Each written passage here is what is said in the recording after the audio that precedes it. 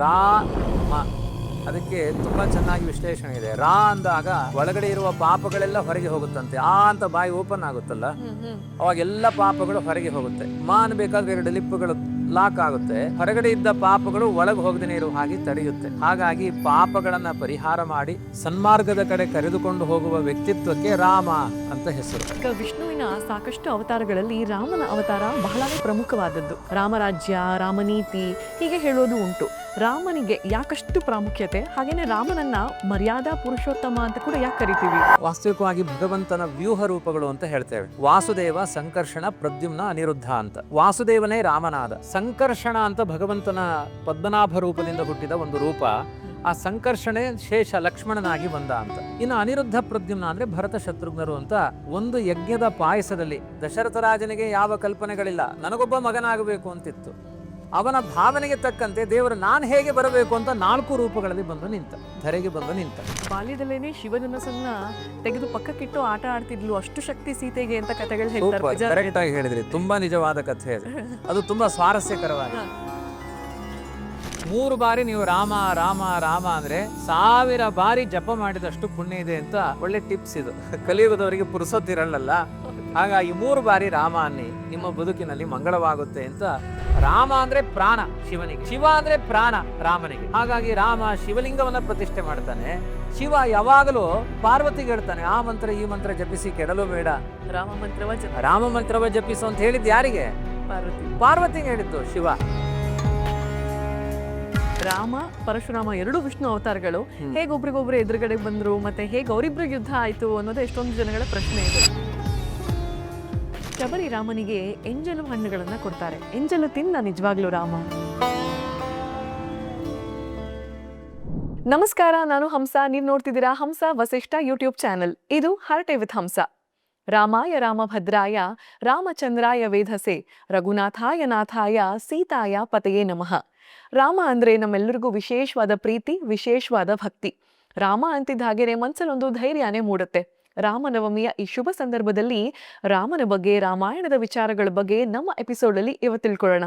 ಇದ್ರ ಬಗ್ಗೆ ನಮಗ್ ತಿಳಿಸ್ಕೊಡೋದಕ್ಕೆ ಹಿರಿಯ ವಿದ್ವಾಂಸರಾಗಿರುವಂತ ಧರ್ಮ ಪ್ರಚಾರಕ್ಕಾಗಿ ಭಾಗವತ, ರಾಮಾಯಣ ಇಂಥ ಗ್ರಂಥಗಳ ಪ್ರವಚನಗಳನ್ನ ನೀಡುವಂತ ಡಾಕ್ಟರ್ BN ವಿಜಯೇಂದ್ರ ಆಚಾರ್ಯರು ನಮ್ ಜೊತೆನಲ್ಲಿದ್ದಾರೆ. ನಮಸ್ತೆ ಆಚಾರ್ಯರೇ. ನಮಸ್ಕಾರ.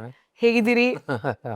ಕಳೆದ ಬಾರಿ ರಾಯರ ಬಗ್ಗೆ ತಮ್ಮಿಂದ ತಿಳ್ಕೊಳ್ಳುವಂತ ಅವಕಾಶ ನಮಗ್ ಸಿಕ್ಕಿತ್ತು. ಇವತ್ತು ರಾಮನ ಬಗ್ಗೆ ತಮ್ಮಿಂದ ತಿಳ್ಕೊಳ್ಳುವಂತ ಒಂದು ಸದಾವಕಾಶ ನಮಗ್ ಸಿಕ್ಕಿದೆ. ರಾಮನವಮಿ ಶುಭ ಸಂದರ್ಭ. ಇವಾಗ ರಾಮನ ಬಗ್ಗೆ, ರಾಮಾಯಣದ ಬಗ್ಗೆ ತಮ್ಮಿಂದ ತಿಳ್ಕೊಳ್ಳುವಂತ ಹಂಬಲ ದಯವಿಟ್ಟು ತಿಳಿಸ್ಕೊಡ್ಬೇಕು. ಅವಶ್ಯ. ಶ್ರೀ ಗುರುಭ್ಯೋ ನಮಃ. ಆಪದಾಂ ಅಪಹರ್ತಾರಂ ದಾತಾರಂ ಸರ್ವಸಂಪದಾಂ ಲೋಕಾಭಿರಾಮಂ ಶ್ರೀರಾಮಂ ಭೂಯೋ ಭೂಯೋ ನಮಾಮ್ಯಹಂ. ಬುದ್ಧಿರ್ಬಲಂ ಯಶೋಧೈರ್ಯಂ ನಿರ್ಭಯತ್ವಂ ಅರೋಗತ ಅಜಾಡ್ಯಂ ವಾಕ್ಪಟುತ್ವಂಚ ಹನುಮಸ್ಮರಣಾದ್ ಭವೇತ್. ಬ್ರಹ್ಮಾಂತ ಗುರವಃ ಸಾಕ್ಷಾತ್ ಇಷ್ಟಂ ದೈವಂ ಶ್ರಿಯಃಪತಿಃ. ಆಚಾರ್ಯ ಶ್ರೀಮದಾಚಾರ್ಯ ಸಂತು ಮೇ ಜನ್ಮಜನ್ಮನಿ. ತಪಸ್ವಾಧ್ಯಾಯ ಶುಶ್ರೂಷ ಕೃಷ್ಣಪೂಜಾ ರತಂ ಮುನಿಂ. ವಿಶ್ವೇಶಮಿಷ್ಟದಂ ವಂದೇ ಪರಿವ್ರಾಟ್ ಚಕ್ರವರ್ತಿನಂ. ಶ್ರೀ ಗುರುಭ್ಯೋ ನಮಃ. ರಾಯರ ಕುರಿತು ತಮ್ಮ ಜೊತೆಗೆ ನಾನು ಸಂದರ್ಶನ ಮಾಡಿದ ಮೇಲೆ ತುಂಬಾ ಜನ ಸಜ್ಜನರು ಅದನ್ನ ಎಷ್ಟು ಅಂದ್ರೆ, ಮೊನ್ನೆ ನಾನು ಬೊಮ್ಮಘಟ್ಟ ಅಂತ ಒಂದು ಪ್ರಾಣದೇವರ ಕ್ಷೇತ್ರಕ್ಕೆ ಹೋಗಿದ್ದೆ. ಅಲ್ಲಿ ಅವ್ರು ಹೇಳಿದ್ರು, ನಾವು 108 ಬಾರಿ ನೋಡಿದ್ದೇವೆ ಅದನ್ನ ಅಂತ. 108 ಪ್ರದಕ್ಷಿಣೆ ತರ ಇದನ್ನ ರಾಯರ ಮಹಿಮೆಯನ್ನು 108 ಬಾರಿ ಕೇಳಿಸ್ಕೊಂಡಿದೀವಿ ಅಂತ. ಆ ರಾಯರು ಉಪಾಸನೆ ಮಾಡುದು ರಾಮದೇವರ ಬಗ್ಗೆ. ಸುಮ್ಮನೆ ರಾಮನವಮಿ ಅಂದ್ರೆ ದೇವಸ್ಥಾನಕ್ಕೆ ಹೋಗಿ ಹಣ್ಣು ಕಾಯಿ ಒಡ್ಕೊಂಡು ಬರುವುದೇ ರಾಮನವಮಿ ಅಲ್ಲ. ಹೌದು. ರಾಮನ ಆದರ್ಶಗಳು, ಆ ಗುಣಗಳನ್ನು ನಾವು ಅಳವಡಿಸಿಕೊಂಡಾಗಲೇ ಆ ರಾಮನವಮಿ ಸಾರ್ಥಕ ಆಗುತ್ತೆ. ಹಾಗಾಗಿ ನೀವೇನು ಸಮಾಜಮುಖಿಯಾಗಿ ನಮ್ಮ ಸನಾತನ ಧರ್ಮಗಳ ಬಗ್ಗೆ ಇಂಥದ್ದು ಅನೇಕ ಮಾಧ್ಯಮಗಳಲ್ಲಿ ತೋರಿಸುವ ಅನೇಕ ದಾರ್ಶನಿಕರನ್ನ ಕರ್ಕೊಂಡು ಬಂದು ತೋರಿಸುವ ಪ್ರಯತ್ನ ಮಾಡ್ತಾ ಇದ್ದೀರಿ. ಇದು ತುಂಬ ಸ್ತುತ್ಯರ್ಹವಾದ, ಅಭಿನಂದನಾರ್ಹವಾದ ಕೆಲಸ ಆಗಿದೆ. ಮುಂದುವರಿಸೋಣ. ಮೊದಲನೇದಾಗಿ ಆಚಾರ್ಯರೇ, ರಾಮ ಅಂತಂದ ತಕ್ಷಣನೇ ನಮ್ಗೆಲ್ಲ ಒಂದು ಹುಮ್ಮಸ್ಸು ಮೂಡುತ್ತೆ, ಒಂದು ಭಕ್ತಿ, ಶ್ರದ್ಧೆ ಎಲ್ಲ ಮೂಡುತ್ತೆ. ಈ ರಾಮ ಅನ್ನುವಂತ ಪದದ ಅರ್ಥ ಏನು, ಅದರ ಮಹತ್ವ ಏನು ಅಂತ? ರಾಮ ಎಂಬ 2 ಅಕ್ಷರದ ಮಹಿಮೆಯನ್ನ ಪಾಮರರಾದ ಮಾನವರಿಗೆ ಹೇಳಲಿಕ್ಕೆ ಸಾಧ್ಯ ಇಲ್ಲ ಅಂತ ಜ್ಞಾನಿಗಳು ಹೇಳಿದ್ದಾರೆ. ಹಾಗಾಗಿ ಈ ಮಿತವಾದ ಸಮಯದಲ್ಲಿ ರಾಮ ಅನ್ನುವ ಶಬ್ದದ ಬಗ್ಗೆ ಸಂಕ್ಷಿಪ್ತವಾಗಿ ತಿಳಿಯುವುದು ಅಂತ ಆದ್ರೆ, ರಾಮ ಅದಕ್ಕೆ ತುಂಬಾ ಚೆನ್ನಾಗಿ ವಿಶ್ಲೇಷಣೆ ಇದೆ. ರಾ ಅಂದಾಗ ಒಳಗಡೆ ಇರುವ ಪಾಪಗಳೆಲ್ಲ ಹೊರಗೆ ಹೋಗುತ್ತಂತೆ. ಅಂತ ಬಾಯಿ ಓಪನ್ ಆಗುತ್ತಲ್ಲ, ಅವಾಗ ಎಲ್ಲ ಪಾಪಗಳು ಹೊರಗೆ ಹೋಗುತ್ತೆ.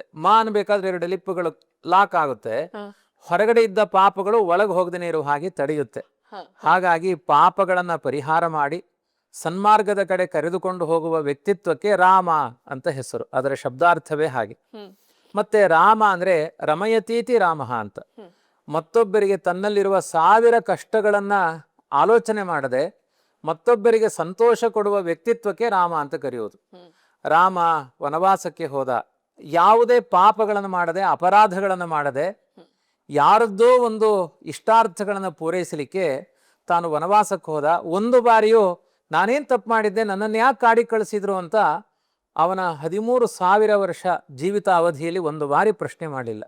ಇದು ರಾಮ, ಇದು ರಾಮನ ವ್ಯಕ್ತಿತ್ವ. ಅದರ ಜೊತೆಗೆ ತುಂಬಾ ಚೆನ್ನಾಗಿದೆ. ರಾಮ ಅನ್ನುವ ಶಬ್ದದ ಅರ್ಥವನ್ನ ಎಲ್ಲರೂ ಅನುಸಂಧಾನ ಮಾಡ್ಲಿಕ್ಕೆ ಚೆನ್ನಾಗಿದೆ ನೋಡಿ. ಇದು 2 ಮಂತ್ರಗಳ ಬೀಜಾಕ್ಷರ ಅಂತ ಹೇಳಿದ್ದಾರೆ ರಾಮ ಮಂತ್ರವನ್ನ. ಒಂದು ನಾರಾಯಣ ಮಂತ್ರ ಇದೆ, ಇನ್ನೊಂದು ಶಿವ ಮಂತ್ರ ಇದೆ.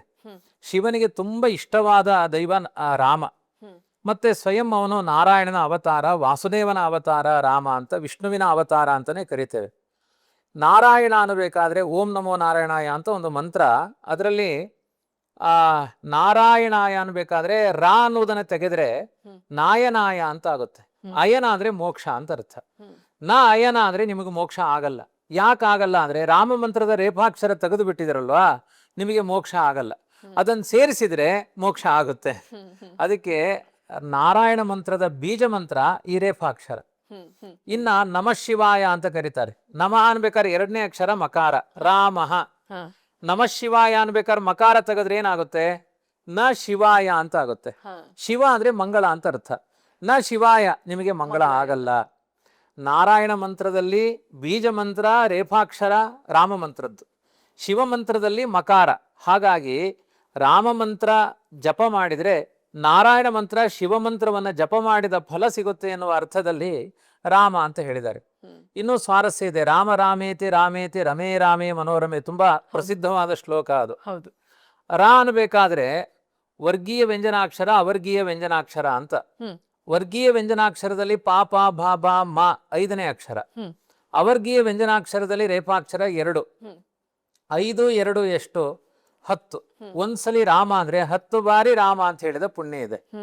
ಮತ್ತೆ ಇನ್ನೊಂದ್ಸಲಿ ರಾಮ ಅಂದ್ರೆ ಮತ್ತೆ 10 × 10 100 ಆಯ್ತು. ಅವಾಗ 100 ಆಯ್ತು. 2 ಸಲಿ ರಾಮ ಅಂದ್ರೆ 100 ಅಂತ ಆಯ್ತು. ಮತ್ತೆ ರಾಮ ಅಂದ್ರೆ 100 × 10 1000 ಆಯ್ತು. ಸಹಸ್ರನಾಮ ತತ್ತಲ್ಯಂ ಅಂತ. ಅದನ್ನೇ 3 ಬಾರಿ ನೀವು ರಾಮ ರಾಮ ರಾಮ ಅಂದ್ರೆ 1000 ಬಾರಿ ಜಪ ಮಾಡಿದಷ್ಟು ಪುಣ್ಯ ಇದೆ ಅಂತ ಒಳ್ಳೆ ಟಿಪ್ಸ್ ಇದು. ಕಲಿಯುಗದವರಿಗೆ ಪುರುಸೊತ್ತಿರಲ್ಲ. ಹಾಗಾಗಿ 3 ಬಾರಿ ರಾಮ ಅನ್ನಿ, ನಿಮ್ಮ ಬದುಕಿನಲ್ಲಿ ಮಂಗಳವಾಗುತ್ತೆ ಅಂತ. ಹೀಗೆ ಇದಕ್ಕೆ 100 ಅರ್ಥಗಳ ಚಿಂತನೆ ಮಾಡಿದ್ದಾರೆ. ಸದ್ಯಕ್ಕೆ ಇಷ್ಟು ಇದರ ಚಿಂತನೆ ಮಾಡೋಣ. ಈಗ ರಾಮ ಸೂರ್ಯವಂಶದಲ್ಲಿ, ಕೃಷ್ಣ ಚಂದ್ರವಂಶದಲ್ಲಿ ಜನಿಸಿದ್ಯಾಕೆ ಅಂತ. ನೋಡಿ, ಸೂರ್ಯಚಂದ್ರರು ಒಂದು ರೀತಿಯಲ್ಲಿ ನಮ್ಮ ಜಗತ್ತಿನ 2 ಬೆಳಕುಗಳು. ಹಗಲನ್ನೆಲ್ಲ ನಡೆಸ್ತಾನೆ ಸೂರ್ಯ, ರಾತ್ರಿಯನ್ನೆಲ್ಲ ನಡೆಸ್ತಾನೆ ಚಂದ್ರ. ಸೂರ್ಯಚಂದ್ರರು ಅಂದ್ರೆ 2 ಕಣ್ಣುಗಳಿದ್ದ ಹಾಗೆ. ಬಹುತೇಕ ಭಗವಂತನ ಸೃಷ್ಟಿಯಲ್ಲಿ ಹುಟ್ಟಿದ್ದು ಸೂರ್ಯಚಂದ್ರರು ಅವನ ಕಣ್ಣಿನಿಂದಲೇ ಸೃಷ್ಟಿಯಾಗಿದೆ. ಹಾಗೆ ನಿಮಗೆ ಜಗತ್ತಿಗೆ ಮಾರ್ಗದರ್ಶನ ಮಾಡುವಂತಹ 2 ರೂಪಗಳು ಅಂದ್ರೆ ಒಂದು ರಾಮ, ಕೃಷ್ಣ. ಹಾಗಾಗಿ ಸಮಗ್ರ ನಮ್ಮ ಸನಾತನ ಧರ್ಮದ 2 ಕಣ್ಣು ರಾಮಕೃಷ್ಣ, ಸೂರ್ಯ ಚಂದ್ರ. ಇದೊಂದು ಆಧ್ಯಾತ್ಮಿಕವಾದ ಅರ್ಥ. ಇನ್ನೊಂದು, ಸೂರ್ಯ ಅನ್ನೋದು ಸಹಸ್ರ ಪ್ರಕಾಶ. ಅವನು ಬೆಳಿಗ್ಗೆಯಿಂದ ಸಾಯಂಕಾಲ ತನಕ ಸೂರ್ಯನ ಬೆಳಕನ್ನು ನಾವು ಉಪಯೋಗಿಸಿಕೊಂಡೇ ಇರ್ತೇವೆ. ಹಾಗೆ ರಾಮನ ಆದರ್ಶಗಳು 13,000 ವರ್ಷ ನಿರಂತರ ಅದನ್ನು ಫಾಲೋ ಮಾಡ್ತಾ ಇದ್ರು. ಚಂದ್ರ ಕೃಷ್ಣ ಪರಮಾತ್ಮ ಅವನು 108 ವರ್ಷ ಇದ್ದ ಅಷ್ಟೇ, ಹೆಚ್ಚು ಕಾಲ ಭೂಮಿಯಲ್ಲಿ ಇರಲಿಲ್ಲ. ಚಂದ್ರನನ್ನು ನಾವು ಹೆಚ್ಚು ಉಪಯೋಗಿಸಿಕೊಳ್ಳಲ್ಲ. ಅಂದ್ರೆ ಚಂದ್ರನಿಂದ ನಮಗೆ ತುಂಬಾ ಅನುಕೂಲಗಳಿದೆ, ನಾವು ನೋಡುವ ಸಮಯ ತುಂಬಾ ಕಡಿಮೆ. ಚಂದ್ರೋದಯ ಆದ್ಮೇಲೆ ರಾತ್ರಿ ಮಲ್ಕೊಂಡ್ಬಿಡ್ತೇವೆ ನಾವು. ಅದಕ್ಕೆ ದೇವರು ರಾತ್ರಿಯೇ ಅವತಾರ ಮಾಡಿದ. ಮಲಗದೇನೆ ಇರುವಂತಹ ಸಮಯ, ಮಲಗುವ ಸಮಯದಲ್ಲಿ ಮಲಗಬೇಡಿ ಅಂತ ಎಚ್ಚರಿಸಲಿಕ್ಕೋಸ್ಕರ ಬಂದ. ನೀವು ನಿದ್ರೆಯಲ್ಲಿದ್ದೀರಿ, ಎಚ್ಚರಗೊಳ್ಳಿ ಅಂತ. ಪ್ರಧಾನವಾಗಿ ಸೂರ್ಯವಂಶದಲ್ಲಿ ಮತ್ತೆ ಚಂದ್ರವಂಶದಲ್ಲಿ ಅನೇಕ ರಾಜರು ಬಂದಿದ್ದಾರೆ. ರಾಜರ ವಂಶಗಳದು. ಸೂರ್ಯವಂಶ ಚಂದ್ರವಂಶ ಅನ್ನೋದು ರಾಜರ ವಂಶ. ಆ ರಾಜರಿಗೆಲ್ಲ ಮಾರ್ಗದರ್ಶನ ಮಾಡ್ಲಿಕ್ಕೋಸ್ಕರ ಭಗವಂತ 2 ರೂಪಗಳಿಂದ ಬಂದಿದ್ದಾನೆ ಎನ್ನುವುದು ಪ್ರಧಾನವಾದ ಅಂಶ. ಈಗ ವಿಷ್ಣುವಿನ ಸಾಕಷ್ಟು ಅವತಾರಗಳಲ್ಲಿ ರಾಮನ ಅವತಾರ ಬಹಳನೇ ಪ್ರಮುಖವಾದದ್ದು. ರಾಮರಾಜ್ಯ, ರಾಮನೀತಿ ಹೀಗೆ ಹೇಳೋದು ಉಂಟು. ರಾಮನಿಗೆ ಯಾಕಷ್ಟು ಪ್ರಾಮುಖ್ಯತೆ, ಹಾಗೇನೆ ರಾಮನನ್ನ ಮರ್ಯಾದಾ ಪುರುಷೋತ್ತಮ ಅಂತ ಕೂಡ ಯಾಕೆ ಕರಿತೀವಿ? ಸರಿಯಾಗಿದೆ ನಿಮ್ಮ ಪ್ರಶ್ನೆ. ಇಲ್ಲಿ ಪ್ರಧಾನವಾಗಿ ನೋಡಿ, ನರಸಿಂಹಾವತಾರ ಬಂತು, ಒಬ್ಬ ಹಿರಣ್ಯಕಶ್ಯಪನ ಸಂಹಾರ ಮಾಡುವ ದೃಷ್ಟಿ ಇತ್ತು. ಕೂರ್ಮಾವತಾರ ಬಂತು, ಮಂದರ ಪರ್ವತವನ್ನು ಎತ್ತಿದ, ಅಲ್ಲಿ ದೇವತೆಗಳಿಗೆ ಅಮೃತ ಉಣಿಸಿದ. ಎಲ್ಲ ಒಂದು ಕಾಲದ ಮಿತಿ ಇದೆ. ರಾಮಾವತಾರ ನೋಡ್ಲಿಕ್ಕೆ ಹೋದ್ರೆ 13,000 ವರ್ಷಗಳ ಕಾಲ ಧರೆಯನ್ನಾಳಿದವನು ನಕ್ಷತ್ರಮಾನದ ಪ್ರಕಾರ. ನಮ್ಮ ಸಂವತ್ಸರದ ಲೆಕ್ಕಾಚಾರದಲ್ಲಿ 11,500 ವರ್ಷ ಭೂಮಿಯನ್ನು, 13 ಸಹಸ್ರಕಂ ಸಹಸ್ರಮಾನ ಲೆಕ್ಕದಲ್ಲಿ ನೋಡಿದ ನಕ್ಷತ್ರಮಾನ ಗಣಿತಂ 13 ಸಹಸ್ರಕಂ ಅಂತ ನಕ್ಷತ್ರಮಾನದ ಪ್ರಕಾರ 13,000 ವರ್ಷಗಳ ಕಾಲ ಧರೆಯನ್ನ ರಾಮ ಆಳಿದಾನೆ. ಹಾಗಾಗಿ ಅವತ್ತು ರಾಮೋ ರಾಮೋ ರಾಮ ಇತಿ ಅಂತ ಎಲ್ಲರ ಮನಸ್ಸಿನ ಭಾವನೆಯಲ್ಲೂ ರಾಮ ರಾಮ ರಾಮ ಅನ್ನುವುದು ಜಗಜ್ಜನಿತವಾಗಿತ್ತು. ರಾಮ ಅಂದ್ರೆ ಆದರ್ಶ. ಈಗ ಮುಂದೆ ನೀವು ಪ್ರಶ್ನೆ ಕೇಳಿದ್ರಿ, ರಾಮ ಅವತಾರ ಮಾಡಿ, ರಾಮಾವತಾರವೇ ಯಾಕೆ ಪ್ರಸಿದ್ಧವಾಯಿತು ಅಂತ. ಯಾಕೆಂದ್ರೆ ಆದರ್ಶಗಳನ್ನ ನರಸಿಂಹ ರೂಪಿಯಾದ ಭಗವಂತ ಹಾಗೆ ನಿಂತು ತೋರಿಸಿಕೊಡ್ಲಿಲ್ಲ, ಯಾರಿಗೂ ಹತ್ತಿರವಾಗಲಿಲ್ಲ. ಮಾನವನಾಗಿ ಬಂದ ರಾಮ. ಪರಶುರಾಮ ಕೊಡ್ಲಿ ಹಿಡ್ಕೊಂಡು ಬಂದ, ಎಲ್ಲ ಹೆದರಿ ಓಡಿ ಹೋದ್ರು. ತಾಯಿಯೇ ಅವನು, ಅಮ್ಮನ ಕೈಯಲ್ಲಿ ಕೋಲಿದೆ ಅಂದ್ರೆ ಮಕ್ಕಳ ಹತ್ತಿರ ಬರಲ್ಲ. ಅದಕ್ಕೆಲ್ಲವನ್ನು ಕೆಳಗಿಟ್ಟು ರಾಮ ನಮ್ಮ ಜೊತೆಗೆ ಹೆಜ್ಜೆ ಹಾಕಿದ. ಅದಕ್ಕೆ ರಾಮ ನಡೆದಂತೆ ನಡೆ ಅಂತ ಆದರ್ಶಗಳು ತುಂಬಾ ಇದೆ ರಾಮನದ್ದು. ಅದರ ಜೊತೆಗೆ ಮರ್ಯಾದಾ ಪುರುಷೋತ್ತಮ ಅಂತ ಅವನಿಗೆ ಹೆಸರು. ಮರ್ಯಾದ ಅಂದ್ರೆ ನ್ಯಾಯ ಮಾರ್ಗ ಅಂತ ಅರ್ಥ. ನ್ಯಾಯ ಮಾರ್ಗವನ್ನು ತೋರಿಸುವುದರಲ್ಲಿ ಸುಪ್ರೀಂ ವ್ಯಕ್ತಿತ್ವದವನಿಗೆ ಮರ್ಯಾದಾ ಪುರುಷೋತ್ತಮ ಅಂತ ಕರೆಯೋದು. ನ್ಯಾಯ ಮಾರ್ಗವನ್ನು ಇವನು ಹೇಗೆ ತೋರಿಸಿದ ನೋಡಿ. ನಮ್ಮಲ್ಲಿ ಒಂದು ಪ್ರಾಮಾಣಿಕತನ ಇದ್ರೆ ಅದನ್ನ ಕೊನೆಗೆ ವಾಲ್ಮೀಕಿಗಳೇ ಹೇಳ್ತಾರೆ, ಯಾಂತಿನ್ ನ್ಯಾಯ ಪ್ರವೃತ್ತಸ್ಯ ತಿರ್ಯಂಚೋಪಿ ಸಹಾಯತಾಂ ಅಪಂಥಾನಂತು ಗಚ್ಚಂತಂ ಸೋದರೋಪಿ ವಿಮುಂಚತಿ ಅಂತ. ನೀವು ನ್ಯಾಯ ಮಾರ್ಗದಲ್ಲಿ ನಡೀತಾ ಇದ್ರೆ ರಾಮನನ್ನು ನೋಡಿ. ನ್ಯಾಯ ಮಾರ್ಗದಲ್ಲಿ ಹೋಗುವ ರಾಮನಿಗೆ ಕೋತಿಗಳ ಸಹಾಯಕ್ಕೆ ಬಂದು, ನಾಯಿಗಳ ಸಹಾಯಕ್ಕೆ ಬಂದು, ಮಾಂಸ ತಿನ್ನುವ ಯಾವುದೋ ಕಾಡಿನಲ್ಲಿ ಅಲಿಯುವಂತಹ ಒಂದು ಜಟಾಯು ರಾಮನಿಗೋಸ್ಕರ ಪ್ರಾಣತ್ಯಾಗ ಮಾಡಿತು. ಯಾಕೆ ಮಾಡಿತು? ನಿಮ್ಮಲ್ಲಿರುವ ನೈತಿಕತೆ, ನಿಮ್ಮಲ್ಲಿರುವ ಪ್ರಾಮಾಣಿಕತನ. ನೀವು ಪ್ರಾಮಾಣಿಕವಾದ ಮಾರ್ಗದಲ್ಲಿ ಹೋದರೆ ಪ್ರಾಣಿ ಪಕ್ಷಿಗಳು ನಿಮಗೆ ಸಹಾಯ ಆಗುತ್ತೆ. ಅಪಂಥಾನಂತು ಗಚ್ಚಂತಂ. ನೀವು ನ್ಯಾಯ ಮಾರ್ಗದಲ್ಲಿ ಅನುಸರಿಸ್ತಾ ಇಲ್ಲ, ಸರಿಯಾಗಿ ಹೋಗ್ತಾ ಇಲ್ಲ ಅಂದ್ರೆ ರಾವಣನ ದೃಷ್ಟಾಂತ. ಎಂಥ ಒಳ್ಳೆ ಸ್ನೇಹಿತ ವಿಭೀಷಣ, ರಾವಣನನ್ನ ತೊರೆದು ಯಾಕೆ ಹೋದ? ನ್ಯಾಯ ಮಾರ್ಗದಲ್ಲಿ ಇಲ್ಲ ಅಂದ್ರೆ ಒಡ ಹುಟ್ಟಿದ ತಮ್ಮನೂ ಬಿಟ್ಟು ಹೋಗ್ತಾನೆ. ನೀನ್ ನ್ಯಾಯ ಮಾರ್ಗದಲ್ಲಿದ್ರೆ ಪ್ರಾಣಿ ಪಕ್ಷಿಗಳು ಸಹಾಯಕವಾಗಿರುತ್ತೆ. ತುಂಬಾ ನ್ಯಾಯದಿಂದ ನಡಿ. ಇದಕ್ಕೆ ಮರ್ಯಾದಾ ಪುರುಷೋತ್ತಮ. ನ್ಯಾಯ ಮಾರ್ಗದಲ್ಲಿ ಹೇಗೆ ತೋರಿಸಬೇಕು ಅಂತ ಶಿಖರಪ್ರಾಯವಾಗಿ ಜಗತ್ತಿಗೆ ಪಾಠ ಮಾಡಿದ ವ್ಯಕ್ತಿತ್ವಕ್ಕೆ ರಾಮ ಮರ್ಯಾದಾ ಪುರುಷೋತ್ತಮ. ರಿಪೂಣಾಮಪಿ ವತ್ಸಲಹ ಅಂತ ಇನ್ನೂ ತುಂಬಾ ಪ್ರಶಂಸೆಗಳಿದೆ ವಾಲ್ಮೀಕಿಗಳದ್ದು. ಶತ್ರು ಜನರಲ್ಲಿಯೂ ಕೂಡ ವಾತ್ಸಲ್ಯ. ರಾವಣನ ಸಂಹಾರ ಮಾಡಬೇಕಾದ್ರೆ ನಿನ್ನನ್ನು ಹೊಡೆಯೋ ದೃಷ್ಟಿ ಇಲ್ಲ, ನೀನು ಶರಣಾಗತನಾಗು, ಅಪರಾಧ ಒಪ್ಪಿಕೊ ಬಿಡ್ತೀನಿ ಅಂತಾನೆ ರಾಮ. ಈಗ ಕೆಲವೊಂದು ಅಪರಾಧಗಳಿಗೆ ಮರಣದಂಡನೆಯೇ ಇದೆ ಇವತ್ತಿನ ಕಾನೂನಿನ ಪ್ರಕಾರ. ಅವತ್ತು ರಾಮರಾಜ್ಯದಲ್ಲಿ ಹೇಳಿದ, ನೀನು ಮುಂದೆ ಅಪರಾಧ ಮಾಡಲ್ಲ ಅಂದ್ರೆ ನಿನ್ನನ್ನು ಕೊಂದು ನಾನೇನ್ ಮಾಡಬೇಕು? ಕೊನೆಗೂ ಒಪ್ಪಿಕೊಳ್ಳದೆ ಇದ್ದಾಗ ರಾವಣನ ಸಂಹಾರ. ಅಲ್ಲಿಯ ತನಕ ಒಂದು ಕಾರುಣ್ಯ ಆ ರಾಮನ ವ್ಯಕ್ತಿತ್ವ. ಅದಕ್ಕೆ ಅವನು ನಿಜವಾದ ಮಾರ್ಗದಲ್ಲಿ ಹೇಗೆ ವರ್ತಿಸಬೇಕು ಅನ್ನೋದಕ್ಕೆ ಮರ್ಯಾದಾ ಪುರುಷೋತ್ತಮನಾಗಿ ತನ್ನ ವ್ಯಕ್ತಿತ್ವವನ್ನು ತೋರಿಸಿಕೊಂಡಿದ್ದಾನೆ. ಮಾನವನಾಗಿ ಮಾನವರಿಗೆ ದಾರಿದೀಪವಾಗಿ ಅವತಾರ ಮಾಡಿದ್ದು ರಾಮ. ತುಂಬಾ ಇವತ್ತಿಗೂ ನೋಡಿ, ವಾಸ್ತವಿಕವಾಗಿ 24ನೇ ತ್ರೇತಾಯುಗದಲ್ಲಿ ರಾಮಾವತಾರ ಆಗಿದ್ದು 2 ಕೋಟಿ ವರ್ಷಕ್ಕಿಂತ ಅಧಿಕವಾಗಿದೆ. ಇನ್ನು ಕೆಲವು ಚಿಂತನೆ 28ನೆಯ ತ್ರೇತಾಯುಗದಲ್ಲಿ ಆಗಿದೆ ಎನ್ನುವ ಚಿಂತನೆಗಳಿದೆ. ಆದ್ರೆ 24ನೆಯ ತ್ರೇತಾಯುಗದಲ್ಲಿ ರಾಮನ ಅವತಾರ ಆಗಿದ್ರು ಕೂಡ ಇವತ್ತಿಗೂ ರಿಲಿವೆಂಟ್ ರಾಮನ ಆದರ್ಶಗಳು. ಹೌದು. ರಾಮಾಯಣದಲ್ಲಿ ವಾಲ್ಮೀಕಿಗಳೇ ಹೇಳ್ತಾರೆ, ಯಾವಸ್ಥಾಸ್ಯಂತಿ ಗಿರಯ ಸರಿತಶ್ಚ ಮಹೀತಲೆ ತಾವದ್ ರಾಮಾಯಣ ಕಥಾ ಲೋಕೆ ಖ್ಯಾತೋ ಭವಿಷ್ಯತಿ. ಬೆಟ್ಟಗಳು ನದಿಗಳು ಎಲ್ಲಿಯ ತನಕ ಇದೆಯೋ ಅಲ್ಲಿಯ ತನಕ ರಾಮಾಯಣ ಜೀವಂತ ಹರಿಯುವ ನದಿ ಅದು. ಆದರ್ಶಗಳ ನದಿ. ಕುಡಿಯುವ ನೀರಿಗಿಂತ ಪ್ರಮುಖವಾದದ್ದು ಆದರ್ಶಗಳು. ಅಂಥ ಆದರ್ಶಗಳ ನದಿಯಾಗಿ ರಾಮನ ವ್ಯಕ್ತಿತ್ವ ಇದೆ. ಈಗ ವಾಲ್ಮೀಕಿ ರಾಮಾಯಣ ಕೃತಿಯನ್ನ ವಾಲ್ಮೀಕಿ ಋಷಿಗಳು ರಚನೆ ಮಾಡ್ತಾರೆ. ವಾಲ್ಮೀಕಿ ಋಷಿಗಳು ಯಾಕೆ ರಚನೆ ಮಾಡ್ತಾರೆ? ಸಾಕಷ್ಟು ಋಷಿಗಳು ಬರ್ತಾರೆ ರಾಮಾಯಣದಲ್ಲಿ. ವಸಿಷ್ಠರಿದ್ರು ಅಥವಾ ವಿಶ್ವಾಮಿತ್ರರಿದ್ರು. ವಾಲ್ಮೀಕಿ ಋಷಿಗಳಿಗೆ ಯಾಕೆ ರಾಮಾಯಣ ರಚನೆ ಮಾಡುವಂತ ಒಂದು ಅವಕಾಶ ಆಯ್ತು ಅಂತ ನೋಡಿ. ಒಬ್ಬ ವ್ಯಕ್ತಿ ಪಶ್ಚಾತ್ತಾಪ ಪಟ್ಟರೆ ಅದಕ್ಕಿಂತ ಅದ್ಭುತವಾದ ಪ್ರಾಯಶ್ಚಿತ್ತ ಇನ್ನೊಂದಿಲ್ಲ. ವಾಸ್ತವಿಕವಾಗಿ ಲುಬ್ಧಕ ಅಂತ ವಾಲ್ಮೀಕಿಗಳ ಪೂರ್ವ ಜನ್ಮದ ಒಂದು ಹೆಸರು. ಹಿಂಸೆ ಮಾಡುವ ಸ್ವಭಾವದವನು ಅಂತ. ಕ್ರೌರ್ಯ ಜೀವನ ಆಗಿತ್ತು ವಾಲ್ಮೀಕಿಗಳ ಜೀವನ. ಕ್ರೌರ್ಯದ ಜೀವನ ಆಗಿತ್ತು.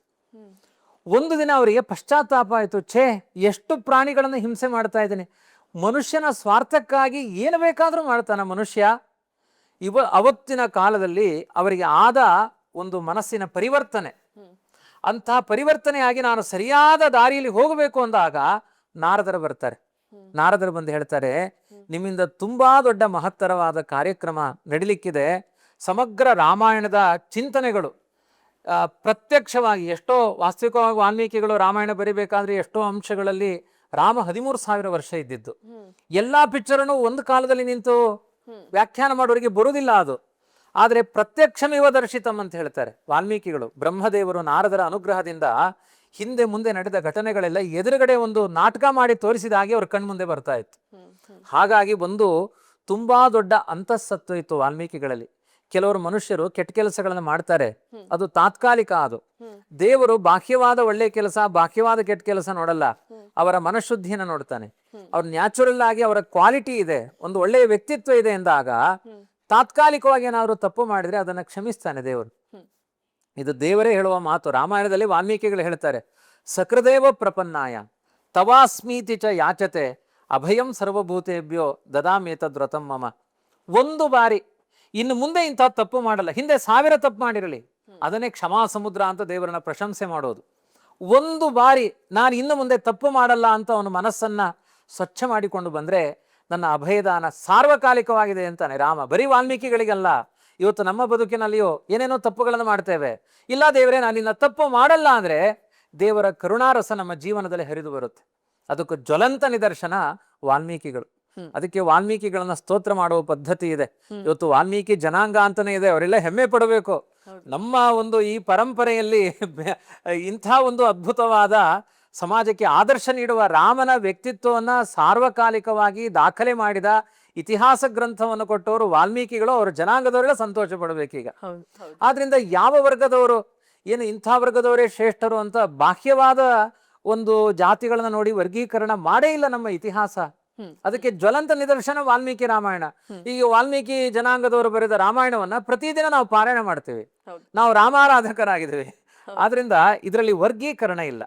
ಇದು ಏನಿದ್ರು ಸದ್ಗುಣಗಳ ಚಿಂತನೆಗೆ ಒಂದು ಬಹಳ ಸ್ಫೂರ್ತಿ. ಹಾಗಾಗಿ ವಾಲ್ಮೀಕೇರ್ಗೋ ಪುನೀಯಾನ್ನಃ ಮಹೀಧರ ಪದಾಶ್ರಯ ಯದ್ದುಗ್ಧಂ ಉಪಜೀವಂತಿ ಕವಯಸ್ತರಣಕ ಇವ.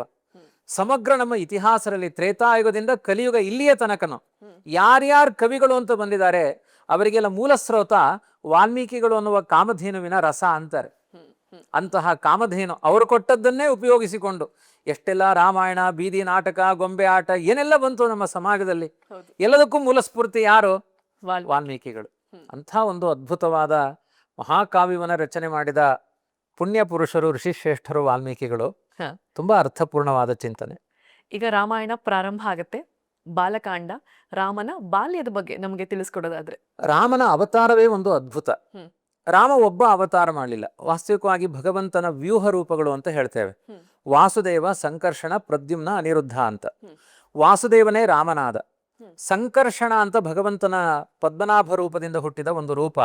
ಆ ಸಂಕರ್ಷಣೆ ಶೇಷ ಲಕ್ಷ್ಮಣನಾಗಿ ಬಂದ ಅಂತ. ಇನ್ನು ಅನಿರುದ್ಧ ಪ್ರದ್ಯುಮ್ನ ಅಂದ್ರೆ ಭರತ ಶತ್ರುಘ್ನರು ಅಂತ.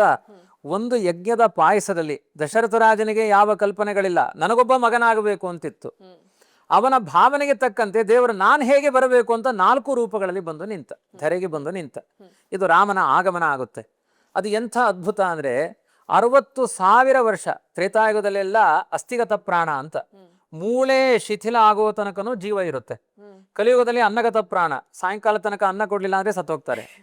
ಆದ್ರೆ ತ್ರೇತಾಯುಗದಲ್ಲಿ ಅಸ್ಥಿಗತ ಪ್ರಾಣ. ಹಾಗಾಗಿ 60,000 ವರ್ಷ ರಾಜ್ಯಭಾರ ಮಾಡಿದವನು ದಶರಥ ರಾಜ. ಅವನಿಗೆ 100 ಜನ ಹೆಣ್ಮಕ್ಳಿದ್ರು, ಪಟ್ಟದ ಮಹಿಷರು 3 ಜನ ಅಷ್ಟೇ. ಅನೇಕ ಮದುವೆ ಆಗಿದ್ದ, ಮಕ್ಕಳಾಗ್ಲಿಲ್ಲ. ಕೊನೆಗೆ ಒಂದು ಪುತ್ರಕಾಮೇಷ್ಟಿ ಯಾಗವನ್ನು ಮಾಡಿದ. ಅದರ ಪುಣ್ಯದಿಂದ ರಾಮನ ಅವತಾರ ಆಗುತ್ತೆ. ಅವತಾರ ಆದಮೇಲೆ ಅವನಿಗೆ ಧರ್ಮ, ಅರ್ಥ, ಕಾಮ, ಮೋಕ್ಷ ಅನ್ನುವ ಚತುರ್ವಿಧ ಪುರುಷಾರ್ಥಗಳು ಸಿಕ್ಕಿದ್ರೆ ಎಷ್ಟು ಸಂತೋಷ ಆಗುತ್ತೋ ಅಷ್ಟು ಸಂಭ್ರಮ ಪಡ್ತಾನೆ ದಶರಥ ರಾಜ. ಆಮೇಲೆ ರಾಮನ ಬಾಲ್ಯ ಅಂದ್ರೆ ಅದು ಅತ್ಯಂತ ಮೋಹಕವಾದ ರೂಪ. ಅಂದ್ರೆ ನಮ್ದೆಲ್ಲ ಸೌಂದರ್ಯಗಳು ಇರಲ್ಲ ಸಮಾಜದಲ್ಲಿ. ಯಾಕೆ ಅಂದ್ರೆ ನಾವು ಈ ಪ್ರಕೃತಿಯ ಒಂದು 100 ಕರ್ಮ ಬಂಧನದಲ್ಲಿ ಬಂದು ಬೀಳ್ತೇವೆ. ನಾವು ಜಾಡಿಸಿ ಒಲಿತಾರೆ, ಧೊಪ್ ಅಂತ ಬಂದು ಬೀಳ್ತೀವಿ. ಆದ್ರಿಂದ ನಮ್ಮ ಭಾವನೆಗಳಲ್ಲಿ, ನಮ್ಮ ಒಂದು ವ್ಯಕ್ತಿತ್ವದಲ್ಲಿ ಅಂತಹ ಘನತೆಗಳಿರಲ್ಲ. ರಾಮ 14 ಲೋಕದ ದೊರೆ. ಈ ಧರೆಯಲ್ಲಿ ಯಾವ ಆದರ್ಶ ಬೀಜಗಳನ್ನು ಬಿತ್ತಬೇಕು ಅಂತ ಬಂದವನು. ಹಾಗಾಗಿ ಅವನ ಪ್ರತಿಯೊಂದು ನಡೆ, ಪ್ರತಿಯೊಂದು ನುಡಿ, ಅವನ ಪ್ರತಿಯೊಂದು ದೇಹದ ಚೇಷ್ಟೆಗಳು ಕೂಡ ಸಮಾಜಕ್ಕೆ ಆದರ್ಶ ಆಯಿತು.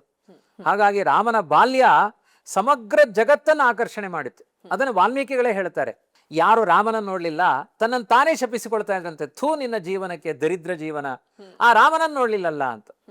ಅಥವಾ ರಾಮ ಯಾರನ್ನ ನೋಡ್ಲಿಲ್ಲ, ಅವ್ರ ಜೀವನವೂ ವೇಸ್ಟ್, ಅವರು ರಾಮನನ್ನು ನೋಡ್ಬೇಕು. ನಾವು ಬರೀ ವಿಡಿಯೋ ನೋಡ್ತಾ ಇದೀವಿ ಅಂದ್ರೆ ಆ ವಿಡಿಯೋ ನಮ್ಮನ್ನು ನೋಡ್ಬೇಕಲ್ವಾ, ಅವಾಗಲೇ ಅದು ಪೂರ್ಣ ವಿಡಿಯೋ ಆಗುತ್ತೆ. ಅದು ನಾವು ವಿಡಿಯೋ ನೋಡ್ತಾನೆ ಇದೀವಿ ಅಂದ್ರೆ ವಿಡಿಯೋ ನಮ್ಮನ್ನು ನೋಡ್ಲಿಲ್ಲ ಅಂದ್ರೆ ಆ ಪಿಕ್ಚರ್ ಬರಲ್ಲ. ಹಾಗೆ ರಾಮ ನಮ್ಮನ್ನು ನೋಡ್ಬೇಕು, ಈ ಅಪೇಕ್ಷೆಯಲ್ಲಿ ಜನ ಕಾಯ್ತಾ ಇದ್ರಂತೆ. ಹಾಗೆ ಪಿಬಂತ ಇವ ಚಕ್ಷುರ್ಭ್ಯಾಮ್, ಕಣ್ಣಿನಿಂದ ಕುಡಿದು ಬಿಡೋಣ ಅಂತ ನೋಡ್ತಾ ಇದ್ರಂತೆ ರಾಮನನ್ನ.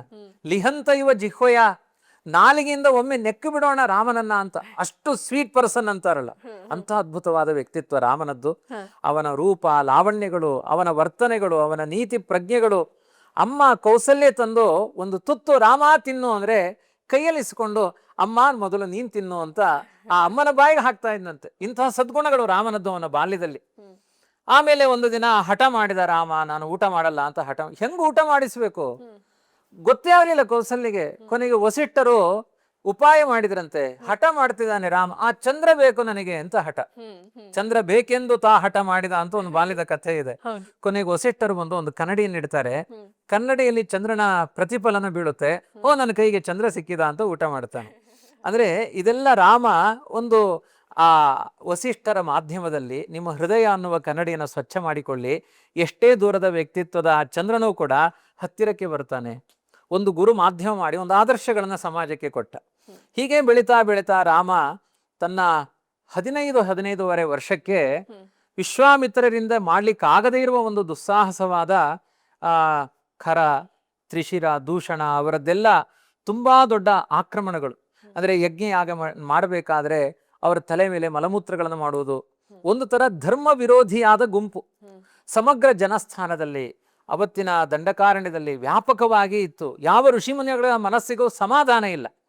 ಅದಕ್ಕೊಂದು ಸಾರ್ವಕಾಲಿಕವಾದ ಚಿಕಿತ್ಸೆ ನೀಡಬೇಕು ಅಂದ್ರೆ ರಾಮ ಯುಗ ಪುರುಷನಾಗಿ ಬಂದದ್ದೇ ಅದಕ್ಕೆ ಅಂತ ಅಂತರ್ದರ್ಶನವುಳ್ಳ ವಿಶ್ವಾಮಿತ್ರರಿಗೆ ಗೊತ್ತಾಯ್ತು. ಅವರು ಆ ರಾಮನನ್ನ ಕರ್ಕೊಂಡು ಬರ್ತಾರೆ. ಯಾವಾಗ ಯಜ್ಞ ರಕ್ಷಣೆಗೆ ವಿಶ್ವಾಮಿತ್ರರು ಕರ್ಕೊಂಡು ಬಂದ್ರೋ ಆ ಬಾಲಕಾಂಡವೇ ಅದ್ಭುತ. ಅದು ಬಾಲಕಾಂಡ ಅನ್ನುವ ಅರ್ಥ ಬರುವುದೇ ವಿಶ್ವಾಮಿತ್ರರು ಬಂದ ಮೇಲೆ. ಮೊದಲು ಹಿಂದೆ ಮುಂದೆ ನೋಡ್ತಾನೆ ದಶರಥ ರಾಜ ಕಳಿಸಲಿಕ್ಕೆ, ವಿಶ್ವಾಮಿತ್ರರ ಜೊತೆಗೆ ಕಳಿಸಿದ ಮೇಲೆ ಪ್ರತಿಯೊಂದು ಅದ್ಭುತವಾದ ವರ್ತನೆಗಳು ರಾಮನದ್ದು. ಅಲ್ಲಿ ಯಜ್ಞ ರಕ್ಷಣೆಯನ್ನು ಮಾಡ್ತಾನೆ, ಆಮೇಲೆ ತಾಟಕಿಯನ್ನ ವಧೆ ಮಾಡ್ತಾನೆ, ವಿಶ್ವಾಮಿತ್ರರ ಜೊತೆಗೆ ಹೋಗ್ತಾನೆ ತೋರಿಸ್ತಾರೆ. ಒಂದು ಹೆಣ್ಣನ್ನು ಕೊಲ್ಲಲ್ಲ ಅಂತಾನೆ ರಾಮ. ನಹಿತೆ ಸ್ತ್ರೀ ವಧ ಕೃತೆ ಘೃಣಾ ಕಾರ್ಯ ಕದಾಚನ, ಹೆಣ್ಣನ್ನು ಕೊಲ್ಲಬಾರದು, ಮಾನವೀಯತೆ ಇದೆ ಅಂತ ನನಗೂ ಗೊತ್ತಿದೆ ರಾಮ. ಆದ್ರೆ ಈ ಹೆಣ್ಣು ಮಾರಿಯವಳು, ಭಯಂಕರಿಯವಳು. ಈ ಜನಸ್ಥಾನದಲ್ಲಿರುವ 10,000 ಋಷಿಮುನಿಗಳ ಹಸಿ ಹಸಿ ಮಾಂಸವನ್ನ ತಿಂದು ಅದರ ಮೂಳೆಗಳನ್ನ ಪೇರಿಸಿ ಇಟ್ಟಿದ್ದಾಳಂತೆ ಬೆಟ್ಟದ ಗಾತ್ರದಲ್ಲಿ. ಇಷ್ಟು ದೊಡ್ಡ ಒಂದು ಪಾತಕಿಯಾದ ಈ ಸಮಗ್ರ ಪ್ರಾಮಾಣಿಕರು, ಮತ್ತೆ ಯಾರು ಉಗ್ರಗಾಮಿಗಳಲ್ಲ ಅವರು, ಅಂಥವ್ರನ್ನ ಹೊಡೆಯುವ ಈ ಉಗ್ರಗಾಮಿನಿಯಾದ ಹೆಣ್ಣಿನಲ್ಲಿ ನೀನು ದಯೆ ತೋರಿಸಬೇಡ ಅಂತ ಅವರು ವಿಶ್ವಾಮಿತ್ರರು ಪ್ರಾರ್ಥನೆ ಮಾಡಿದ ಮೇಲೆ ತಾಟಕಿಯನ್ನ ವಧೆ ಮಾಡ್ತಾನೆ. ಅಲ್ಲಿಂದ ಮುಂದೆ ಹಾಗೆಯೇ ಪ್ರಯಾಣ ಮಾಡಿಕೊಂಡು ಸಮಗ್ರ ನಮ್ಮ ಭಾರತದ ನೆಲ ಜಲ ಅದರ ಪಾವಿತ್ರ್ಯಗಳ ಬಗ್ಗೆ ವಿಶ್ವಾಮಿತ್ರರು ಪಾಠ ಮಾಡ್ತಾ ಹೋಗ್ತಾರೆ. ಆ ಕಥೆಗಳನ್ನೆಲ್ಲ ಅವರ ಬಾಯಿಂದ ಕೇಳಿಸಿಕೊಂಡು ಹೋಗ್ತಾನೆ. ನಡುವೆ ಭರದ್ವಾಜರ ಆಶ್ರಮ ಬರುತ್ತೆ, ಆ ಗುಹನ ಭೇಟಿ ಆಗುತ್ತೆ, ಅನೇಕ ಸಂಭ್ರಮದ ಸಾತ್ವಿಕರ ಒಂದು ಸಮಾವೇಶಗಳೆಲ್ಲ ಆ ಬಾಲಕಾಂಡದಲ್ಲಿ ಹಾಸು ಹೊಕ್ಕಾಗಿದೆ. ಹಾಗೆ ಮುಂದೆ ಪ್ರಯಾಣ ಮಾಡಿಕೊಂಡು ಮಿಥಿಲೆ ಕಡೆ ಮುಂದೆ ಹೋಗ್ತಾರೆ ವಿಶ್ವಾಮಿತ್ರರು. ಈಗ ಮುಂದೆ ಸೀತೆಯ ಬಾಲ್ಯದ ಬಗ್ಗೆ ಅವಳ ಒಂದು ಪರಿಚಯ ಮಾಡ್ಕೊಡೋದಾದ್ರೆ, ಅದೇ ಈಗ ರಾಮನದ್ದು ಒಂದು ನಿಯಮ, ಯಾವಾಗ ತಾನು ಅವತಾರ ಮಾಡಬೇಕಾದ್ರೂ ತನ್ನ ಹೆಂಡತಿಯನ್ನು ಜೊತೆ ಕರ್ಕೊಂಡು ಬರ್ತಾನೆ. ಇದು ನಮ್ಮ ಸನಾತನಿಯರ ಒಂದು ಪದ್ಧತಿ, ಇದು ಭಾರತ ದೇಶದ ಪದ್ಧತಿ. ಲಕ್ಷ್ಮೀನಾರಾಯಣರು ಅಂತ ಜೊತೆಗೆ ಅಂದ್ರೆ ಗಂಡ ಹೆಂಡತಿಯರ ಸಂಬಂಧ ಅದು ನಿತ್ಯ ನಡೀತಾ ಇರಬೇಕು. ಅವಾಗ ಸಮಾಜ ಸ್ವಾಸ್ಥ್ಯದಲ್ಲಿ ಇರುತ್ತೆ. ಒಂದು ರೀತಿಯಲ್ಲಿ ಗಂಡನ ಅತಿಕ್ರಮಣಗಳಿಗೆ ಹೆಂಡತಿ ಅಂಕುಶ ಆಗಿರಬೇಕು. ಹೆಣ್ಣಿನ ಅತಿಕ್ರಮಣ ಅಂದ್ರೆ ಮೀರಿ ನಡೆಯೋದು, ಒಂದು ಎಲ್ಲೆಯನ್ನ ಮೀರಿ ವರ್ತಿಸುವಂತಹ ಭಾವಗಳು, ಅದಕ್ಕೆ ಒಂದು ಗಂಡ ಅಂಕುಶವಾಗಿರಬೇಕು.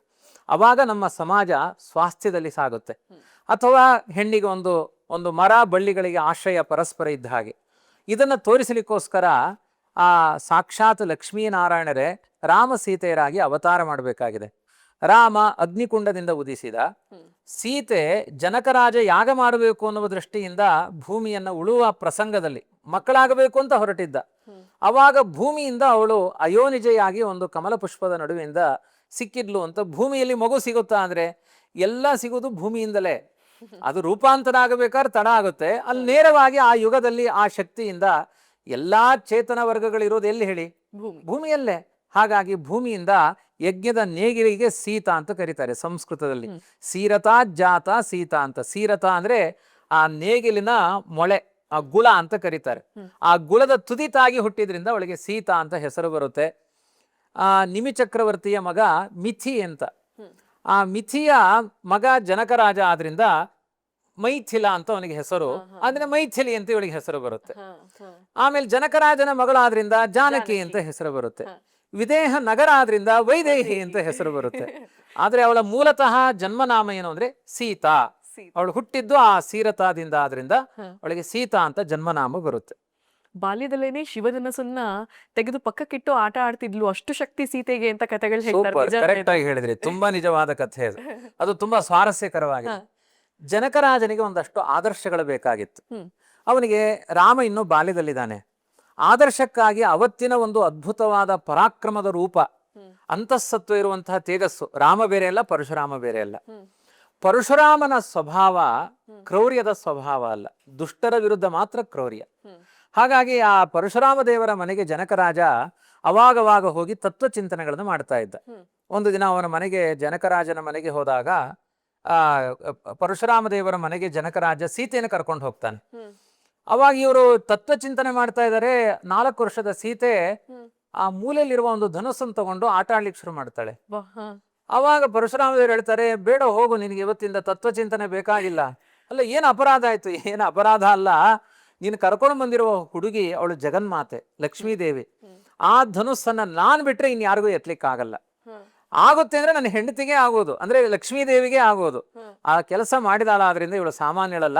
ಆ ಧನುಸ್ಸೊಳಗೆ ಇಷ್ಟ ಆಗಿದೆ, ಅದ್ರ ಜೊತೆಗೆ ನೀನು ಅವಳನ್ನ ಕರ್ಕೊಂಡು ಹೋಗು. ಅವಳನ್ನ ಯಾರೋ ಅಪಹಾರ ಮಾಡದೇ ಇರುವ ಹಾಗೆ ಈ ಧನುಸ್ಸೇ ರಕ್ಷಣೆ ಮಾಡುತ್ತೆ. ಶಿವದೇವರು ಉಪಯೋಗಿಸಿದ್ರಿಂದ ಅದಕ್ಕೆ ಶಿವಧನುಸ್ಸು ಅಂತಾನೆ ಹೆಸರು. ಅದಕ್ಕೆ 5400 ಜನ ಕಂಚಿನ ಒಂದು ದೊಡ್ಡ ಮಂಚದಲ್ಲಿ ಹಾಕಿ ತಳ್ಕೊಂಡು ಹೋಗ್ತಾ ಇದ್ರಂತೆ ಆ ಧನುಸ್ಸನ್ನ. ಎತ್ತಲಿಕ್ಕೆ ಆಗ್ತಿರ್ಲಿಲ್ಲ. ಅದನ್ನ ಹೇಗ್ ತಂದ್ಲು? ಜನಕರಾಜನಿಗೆ ಎತ್ತಲಿಕ್ಕೆ ಆಗ್ಲಿಲ್ಲ. ಅವಳು ಆ ಧನುಸ್ಸನ್ನು ಹಿಡ್ಕೊಂಡ್ಲು, ಅವಳನ್ನ ಕೂಸುಮರಿ ಮಾಡಿ ತಗೊಂಡು ಬಂದ ಮನೆಗೆ. ಆದ್ರಿಂದ ನೀವು ಹೇಳಿದ ಸತ್ಯ. ಅವಳ ಆ ಧನುಸ್ಸೆಲ್ಲ ಆಚೆ ಈಚೆ ಹಿಡ್ಕೊಂಡು ಅವಳು ಆಟ ಆಡ್ತಾ ಇದ್ಲು. ಜಗನ್ಮಾತೆ ಅವಳು ಸೀತಾದೇವಿ. ಅವಳು ಜಗತ್ತನ್ನೇ ಒಂದು ಸಾಸಿವೆ ಕಾಳ ತರ ಎತ್ತೋಳಿಗೆ ಆ ಧನುಸ್ಸು ಯಾವ ಲೆಕ್ಕ? ಆದ್ರಿಂದ ಯಾರು ಈ ಶಿವಧನುಸ್ಸನ್ನ ಹೆದೆ ಏರಿಸ್ತಾರೆ ಅವಳು ಸೀತೆಗೆ ಗಂಡ ಆಗ್ತಾರೆ ಅಂತ ಹೇಳಿದ್ರಿಂದ ಯಾವ ರಾವಣಾದಿಗಳ ಭಯ, ಒಂದು ಹೆಣ್ಣಿಗೆ ಉಪದ್ರವ ಆಗುತ್ತೆ ಎನ್ನುವ ಆತಂಕ ಜನಕರಾಜನ ಹೃದಯದಲ್ಲಿ ಇರಲಿಲ್ಲ. ಈಗ ಒಂದ್ ಪ್ರಶ್ನೆ ನನ್ನ ಮನಸ್ಸಲ್ಲಿ ಯಾವಾಗ್ಲೂ, ಸೀತೆ ಆಗ್ಲಿ, ಪಾರ್ವತಿ ಆಗ್ಲಿ, ಅಥವಾ ರಾಧೆಯ ಅವತಾರಗಳಾಗ್ಲಿ, ಇವ್ರು ಯಾರೂನು ಜನ್ಮ ತಾಳಿ ಬಂದವರಲ್ಲ. ಅಂದ್ರೆ ಮನುಷ್ಯರ ಹಾಗೆ ಜನ್ಮ ತಾಳಿ ಬಂದವರಲ್ಲ. ಒಂದು ಭೂಮಿಯಿಂದ ಸಿಕ್ಕಿದ್ದು ಅಥವಾ ನೀರಿನಲ್ಲಿ ಸಿಕ್ಕಿದ್ದು, ಹೀಗೇನೆ ಕಥೆಗಳನ್ನ ಹೇಳ್ತಾರೆ. ಯಾಕೆ ಅವರು ಹೀಗೆ ಅಂತ ನೋಡಿ. ಇವರು ಅಂತಲ್ಲ, ಲೋಕೋತ್ತರ ಪುರುಷರದ್ದೆಲ್ಲ ನಮ್ದೆಲ್ಲ ಶುಕ್ಲ ಶೋಣಿತಗಳ ಸಂಬಂಧ ಅಂತಾರೆ. ನಮ್ಮ ದೇಹದ ರಕ್ತ, ಧಾತುಗಳು, ಅದರ ವಿಕಾರಗಳು, ಮನೋವಿಕಾರಗಳಿಂದ ನಮ್ಮ ಜನ್ಮ ಆಗುತ್ತೆ. ಪ್ರಾಚೀನ ಕಾಲದಲ್ಲಿ ಎಷ್ಟು ಜನ ಋಷಿಮುನಿಗಳು, ರಾಜರು, ಅವರದ್ದೆಲ್ಲ ಜನ್ಮಕ್ಕೆ ಹೆಣ್ಣು ನಿಮಿತ್ತ ಆಗೇ ಇಲ್ಲ. ಅವರೆಲ್ಲ ಹಾಗೆ ಇಚ್ಛೆ ಪಟ್ಟರು. ಈಗ ಶುಕಾಚಾರ್ಯರು ಉತ್ಪತ್ತಿ ಆಯಿತು. ವೇದವ್ಯಾಸದೇವರು ಒಂದು ಕಾಷ್ಟವನ್ನ ಮಥನ ಮಾಡಿದ್ರು, ಅಲ್ಲಿಂದ ಶುಕಾಚಾರ್ಯರು ಉತ್ಪತ್ತಿ ಆಯಿತು. ಕಾಷ್ಟದಿಂದ ಉತ್ಪತ್ತಿ ಆಯಿತು ಶುಕಾಚಾರ್ಯರದ್ದು. ಹಾಗೆ ಈಗ ಉತ್ಸಂಗ ನಾರದೋ ಜಜ್ಞೆ ಅಂತ ಒಂದು ಮಗು ಬೇಕು ಅನಿಸ್ತು ಬ್ರಹ್ಮದೇವರಿಗೆ. ತೊಡೆ ಹೀಗಂದ್ರು, ನಾರದರ ಮೇಲೆ ಬಂದ್ರು. ಆದ್ರಿಂದ ಒಬ್ಬೊಬ್ಬರ ಉತ್ಪತ್ತಿಯು ಒಂದೊಂದು ವಿಲಕ್ಷಣವಾಗಿ ಇದೆ. ಇವರೆಲ್ಲ ದೇವತಾ ಪುರುಷರು. ಹಾಗಾಗಿ ವಾಸ್ತವಿಕವಾಗಿ ಅಲ್ಲಿ ಪಾರ್ವತಿ ಅಂದ್ರೆ ಅನ್ನಪೂರ್ಣೇಶ್ವರಿ. ಅವಳು ಪೃಥ್ವಿಗೆ ಅಭಿಮಾನಿಯಾದ ರುದ್ರನ ಪತ್ನಿಯವಳು. ನಮ್ಮಲ್ಲಿ ಒಂದು ಅರ್ಥ ಮಾಡಿಕೊಳ್ಬೇಕು. ಈ ಸನಾತನ ಧರ್ಮದಲ್ಲಿ ಏನಾಗ್ಬಿಡುತ್ತೆ ಅಂದ್ರೆ ಪಾರ್ವತಿ ಬೇರೆ ಅಲ್ಲ, ಸೀತೆ ಬೇರೆ ಅಲ್ಲ, ರಾಧೆ ಬೇರೆ ಅಲ್ಲ ಅಂತ ಹೀಗೆ ಎಲ್ಲ ಒಂಥರ ಕಲಸೊಗ್ಗರಣೆ ತರ ಆಗ್ಬಿಟ್ಟಿದೆ. ಆದ್ರೆ ಅದಕ್ಕೊಂದು ಸರಿಯಾದ ಒಂದು ಈ ಗಂಟನ್ನ ಬಿಡಿಸುವ ವ್ಯವಸ್ಥೆಯನ್ನ ಮಧ್ವಾಚಾರ್ಯರು, ನಮ್ಮ ಈ ಕರ್ನಾಟಕ ಮಣ್ಣಿನ ಲೋಕ ಗುರುಗಳು, ಅವರೊಂದು ಸುಂದರವಾದ ಒಂದು ವ್ಯಾಖ್ಯಾನ ಮಾಡಿದ್ದಾರೆ. ನೋಡಿ, ನಮ್ಮ ಮಧ್ವಾಚಾರ್ಯರ ಫಿಲಾಸಫಿಯನ್ನೇ ಇಟ್ಕೊಂಡ್ರೆ, ನಾನು ಯಾವ ಫಿಲಾಸಫಿ ಹೇಳಲಿಕ್ಕೆ ಪ್ರಧಾನವಾಗಿ ಹೊರಟಿಲ್ಲ, ಆದ್ರೆ ವಾಸ್ತವ ಸಂಗತಿಗಳು ಹೀಗೆ ಚೆನ್ನಾಗಿ ಅರ್ಥ ಆಗುತ್ತೆ ಅಂತ ಹೇಳ್ತಾ ಇದ್ದೇನೆ. ಈಗ ಉದಾಹರಣೆಗೆ ಮಧ್ವಾಚಾರ್ಯನು ತಾರತಮ್ಯ ಹೇಳ್ತಾರೆ, ಏನೋ ಮೇಲೆ ಕೆಳಗೆ. ತಾರತಮ್ಯ ಅಂದ್ರೆ ಮೇಲೆ ಕೆಳಗೆ ಅಂತ. ಮಧ್ವಾಚಾರ್ಯ ಹೇಳ್ತಾರೆ ಹಾಗಲ್ಲ, ಶಿವನಿಗೆ ಅಪಚಾರ ಆಗ್ಬಾರ್ದು, ಪಾರ್ವತಿಗೆ ಅಪಚಾರ ಆಗ್ಬಾರ್ದು, ಗಣಪತಿಗೆ ಅಪಚಾರ. ನಮ್ಮ ಸನಾತನಿಯರಲ್ಲಿ 33 ಕೋಟಿ ದೇವತೆಗಳಿದ್ದಾರೆ. ಯಾವ ದೇವತೆಗಳಿಗೂ ಅಪಚಾರ ಆಗದೆ ಇರುವ ಹಾಗೆ ಅವರವರಿಗೆ ಬೇಕಾದ ಒಂದು ಸ್ಥಾನವನ್ನು ನಿರ್ಣಯ ಮಾಡಿದ ಒಂದು ಫಿಲಾಸಫಿ, ಅದು ಮಧ್ವಾಚಾರ್ಯರ ಫಿಲಾಸಫಿ. ತಾರತಮ್ಯ ಅಂದರೆ ಸ್ಥಾನ ಪ್ರಾಪ್ತಿ ಅಂತ ಅರ್ಥ. ಅವರವರಿಗೆ ಬೇಕಾದ ಸ್ಥಾನ. ಈಗ ಶಿವ ಬೇರೆ, ರಾಮ ಬೇರೆ. ರಾಮನೇ ಶಿವ ಅಲ್ಲ, ಶಿವನೇ ರಾಮ ಅಲ್ಲ. ಆದರೆ ಬೇರೆ ಎಂದ ತಕ್ಷಣ ಅವರಲ್ಲಿ ಮತ್ತೈಕ್ಯ ಇದೆ. ರಾಮ ಅಂದ್ರೆ ಪ್ರಾಣ ಶಿವನಿಗೆ, ಶಿವ ಅಂದ್ರೆ ಪ್ರಾಣ ರಾಮನಿಗೆ. ಹಾಗಾಗಿ ರಾಮ ಶಿವಲಿಂಗವನ್ನ ಪ್ರತಿಷ್ಠೆ ಮಾಡ್ತಾನೆ, ರಾಮ ಶಿವಲಿಂಗವನ್ನು ಪ್ರತಿಷ್ಠೆ ಮಾಡಿದ್ರೆ ಶಿವ ಯಾವಾಗಲೂ ಪಾರ್ವತಿಗೆ ಹೇಳ್ತಾನೆ, ಆ ಮಂತ್ರ ಈ ಮಂತ್ರ ಜಪಿಸಿ ಕೆಡಲು ಬೇಡ, ರಾಮ ಮಂತ್ರವ ಜಪಿಸು ಅಂತ ಹೇಳಿದ್ದು ಯಾರಿಗೆ? ಪಾರ್ವತಿಗೆ ಹೇಳಿದ್ದು ಶಿವ. ಹಾಗಾಗಿ ಈ ಒಂದು ಪರಸ್ಪರ ಸಂಬಂಧವನ್ನ, ಅವರಲ್ಲಿರುವ ಏಕತ್ವವನ್ನು ಅರ್ಥ ಮಾಡಿಕೊಂಡ್ರೆ ನಮ್ಮಲ್ಲಿ ಕಲಹಕ್ಕೆ ಅವಕಾಶವೇ ಇಲ್ಲ. ಅವರವರಿಗೆ ಬೇಕಾದ ಸ್ಥಾನಗಳನ್ನು ಕೊಡಿ. ಸ್ಥಾನ ಪ್ರಾಪ್ತಿ. ಈಗ ಹೆಣ್ಮಕ್ಳೆಲ್ಲ ಒಂದ್ ಕಡೆ ಕೂತ್ಕೊಳ್ಳಿ, ಪುರುಷರೆಲ್ಲ ಒಂದ್ ಕಡೆ ಕೂತ್ಕೊಳ್ಳಿ ಅಂದ್ರೆ ಪಾರ್ಶಾಲಿಟಿ ಅಲ್ಲ. ನಮ್ಮ ಸಂವಿಧಾನ ಏನಿದೆ, ಪ್ರಧಾನಮಂತ್ರಿ, ಮಂತ್ರಿ, ರಾಷ್ಟ್ರಪತಿ ಇದೆಲ್ಲ ಇದೆ. ಅದು ತಾರತಮ್ಯ ಅಂತ ಹೇಳ್ತಾರೆ. ಅದಕ್ಕೆ ಅವರಿಗಿರುವ ಒಂದು ಪೊಸಿಷನ್, ಅವರ ಸ್ಥಾನ, ಆ ಸ್ಥಾನದ ವ್ಯವಸ್ಥೆಯಲ್ಲಿ ಪಾರ್ವತಿ ಬೇರೆ, ರಾಧೆ ಬೇರೆ, ಆಮೇಲೆ ಸೀತಾ ಬೇರೆ. ಆದ್ರೆ ಇದೇ ಸೀತೆ ಮುಂದೆ ರುಕ್ಮಿಣಿ ಬರ್ತಾಳೆ. ಸೀತೆ ಬೇರೆ ಅಲ್ಲ, ರುಕ್ಮಿಣಿ ಬೇರೆ ಅಲ್ಲ. ಯಾಕೆಂದ್ರೆ ರಾಮನೇ ಕೃಷ್ಣನಾಗಿ ಬರ್ತಾನೆ. ಆದ್ರೆ ಶಿವ ಅಲ್ಲಿ ಬೇರೆ, ಇಲ್ಲಿ ರೂಪ ಬೇರೆ, ಅಲ್ಲಿ ಬೇರೆ. ಇಲ್ಲಿ ಶಿವನೇ ರಾಮಾವತಾರದ ಶಿವ ಕೃಷ್ಣಾವತಾರದಲ್ಲಿ ಅಶ್ವತ್ಥಾಮನಾಗಿ ಬರ್ತಾನೆ. ಹೀಗೆ ಒಂದು ಆ ದೇವತೆಗಳ ಅವತಾರ ಆಗ್ತಾ ಇರುತ್ತೆ. ಪ್ರತಿಯೊಬ್ಬರ ಉದ್ದೇಶ ಏನು ಅಂದ್ರೆ ಸಮಾಜಕ್ಕೆ ಒಂದು ಆದರ್ಶಗಳನ್ನು ಕೊಡಬೇಕು, ಒಂದು ಏನೋ ಜಗತ್ತಿಗೆ ಮಾರ್ಗದರ್ಶನ ಮಾಡಬೇಕು ಅನ್ನೋದು ಎಲ್ಲ ದೇವತೆಗಳ ಉದ್ದೇಶ ಇದೆ. ಅವರಿಗೆಲ್ಲ ಸುಪ್ರೀಂ ಆಗಿ ಈಗ ರಾಮ ಇದ್ದಾನೆ. ಹಾಗಾಗಿ ಈ ದೇವತೆಗಳ ಅವತಾರಗಳೆಲ್ಲ ಅಗ್ನಿಯಿಂದ ದ್ರೌಪದಿ ದೇವಿಯ ಉತ್ಪತ್ತಿ ಹೇಗಾಯ್ತು? ಅಗ್ನಿಯಿಂದಲೇ ಆಯ್ತು. ದೃಷ್ಟದ್ಯುಮ್ನ ಉತ್ಪತ್ತಿ ಹಾಗಾಗಿದೆ, ಒಬ್ರದು ಅಂತಲ್ಲ. ಹೀಗೆ ಅನೇಕ ಜನ ಯಾವ ಯಾವ ದೇವತಾಂಶರಿದ್ದಾರೆ ಅವರ ಉತ್ಪತ್ತಿ ಮನುಷ್ಯ ಲೋಕಕ್ಕಿಂತ ವಿಲಕ್ಷಣವಾಗಿ ಇರುತ್ತೆ. ಸೀತಾರಾಮ ಕಲ್ಯಾಣ ಇವತ್ತಿಗೂ ನಾವೆಲ್ಲರೂ ಮನೆಯಲ್ಲಿ ಹಬ್ಬವಾಗಿ ಆಚರಿಸ್ತೀವಿ. ಎಷ್ಟೊಂದು ಜನ ಮನೆಯಲ್ಲಿ ರಾಮ ಸೀತಾ ಕಲ್ಯಾಣ ಮಾಡಿದ್ರೆ ಮನೆ ಮದುವೆ ಆದಷ್ಟು ಸಂಭ್ರಮ ಪಡ್ತಾರೆ. ಈ ಸೀತಾರಾಮ ಕಲ್ಯಾಣ ಪ್ರಸಂಗ ಹೇಳೋದಾದ್ರೆ ತುಂಬಾ ಅಗತ್ಯ ಇದೆ ಇವತ್ತಿನ ಸಮಾಜಕ್ಕೆ. ಯಾಕೆ ಅಂದ್ರೆ ಸೀತಾರಾಮರ ಕಲ್ಯಾಣವನ್ನ ಚಿಂತನೆ ಮಾಡಿದ್ರೆ ಸಾಕು, ನಾವು ಅನುರೂಪವಾದ ದಾಂಪತ್ಯ. ಸ್ವಲ್ಪ ಕಷ್ಟ ಬಂದ್ರೆ ಇವತ್ತು ಹೆದರ್ತಾರೆ ನೋಡಿ. ಜನಕರಾಜನ ಮನೆಯಲ್ಲಿದ್ದವಳು ಸೀತಾದೇವಿ. ರಾಮ ನಾರುಡೆ ಉಟ್ಟುಕೊಂಡು ಬರ್ತಾನೆ, ವಿಶ್ವಾಮಿತ್ರರ ಜೊತೆಗೆ ನಾರುಮಡಿ ಉಟ್ಕೊಂಡು ಬರ್ತಾನೆ. ಅಲ್ಲಿ ನಿಯಮ ಇದ್ದದ್ದೇನು? ಶಿವಧನುರ್ಭಂಗ ಮಾಡಿದವರಿಗೆ ಸೀತೆ ಸಿಗ್ತಾಳೆ. ನನ್ನ ಗಂಡನ ಡ್ರೆಸ್ ಚೆನ್ನಾಗಿಲ್ಲ, ನಾನ್ ಮದುವೆ ಆಗಲ್ಲ. ಅವಳು ಸರ್ವಾಭರಣ ಸುಂದರಿಯಾಗಿ ಬರ್ತಾಳೆ ಸೀತೆ. ಅವಳು ಚಿನ್ನದ ರಥವನ್ನೇರಿಕೊಂಡು ಜನಕರಾಜನ ಆ ಸ್ವಯಂವರ ಮಂಟಪಕ್ಕೆ ಬರ್ತಾಳೆ. ಇವನು ಆ ಕಾಡಿನಲ್ಲಿರುವಂತಹ ಏನು ಮರದ ತೊಗಟೆಗಳ ಮಡಿಯನ್ನು ಉಟ್ಕೊಂಡು ಬರ್ತಾನೆ ರಾಮ. ಸ್ವೀಕಾರ ಮಾಡ್ತಾಳೆ. ಸೀತಾರಾಮರ ಕಲ್ಯಾಣ ಆಗುವುದೇ ಆದರ್ಶಗಳ ಜೊತೆಗೆ, ಯಾವುದೋ ಆಕಾಂಕ್ಷೆಗಳ ಜೊತೆಗೆ ಕಲ್ಯಾಣ ಅಲ್ಲ, ಆದರ್ಶಗಳ ಜೊತೆಗೆ ಕಲ್ಯಾಣ ಆಗುತ್ತೆ.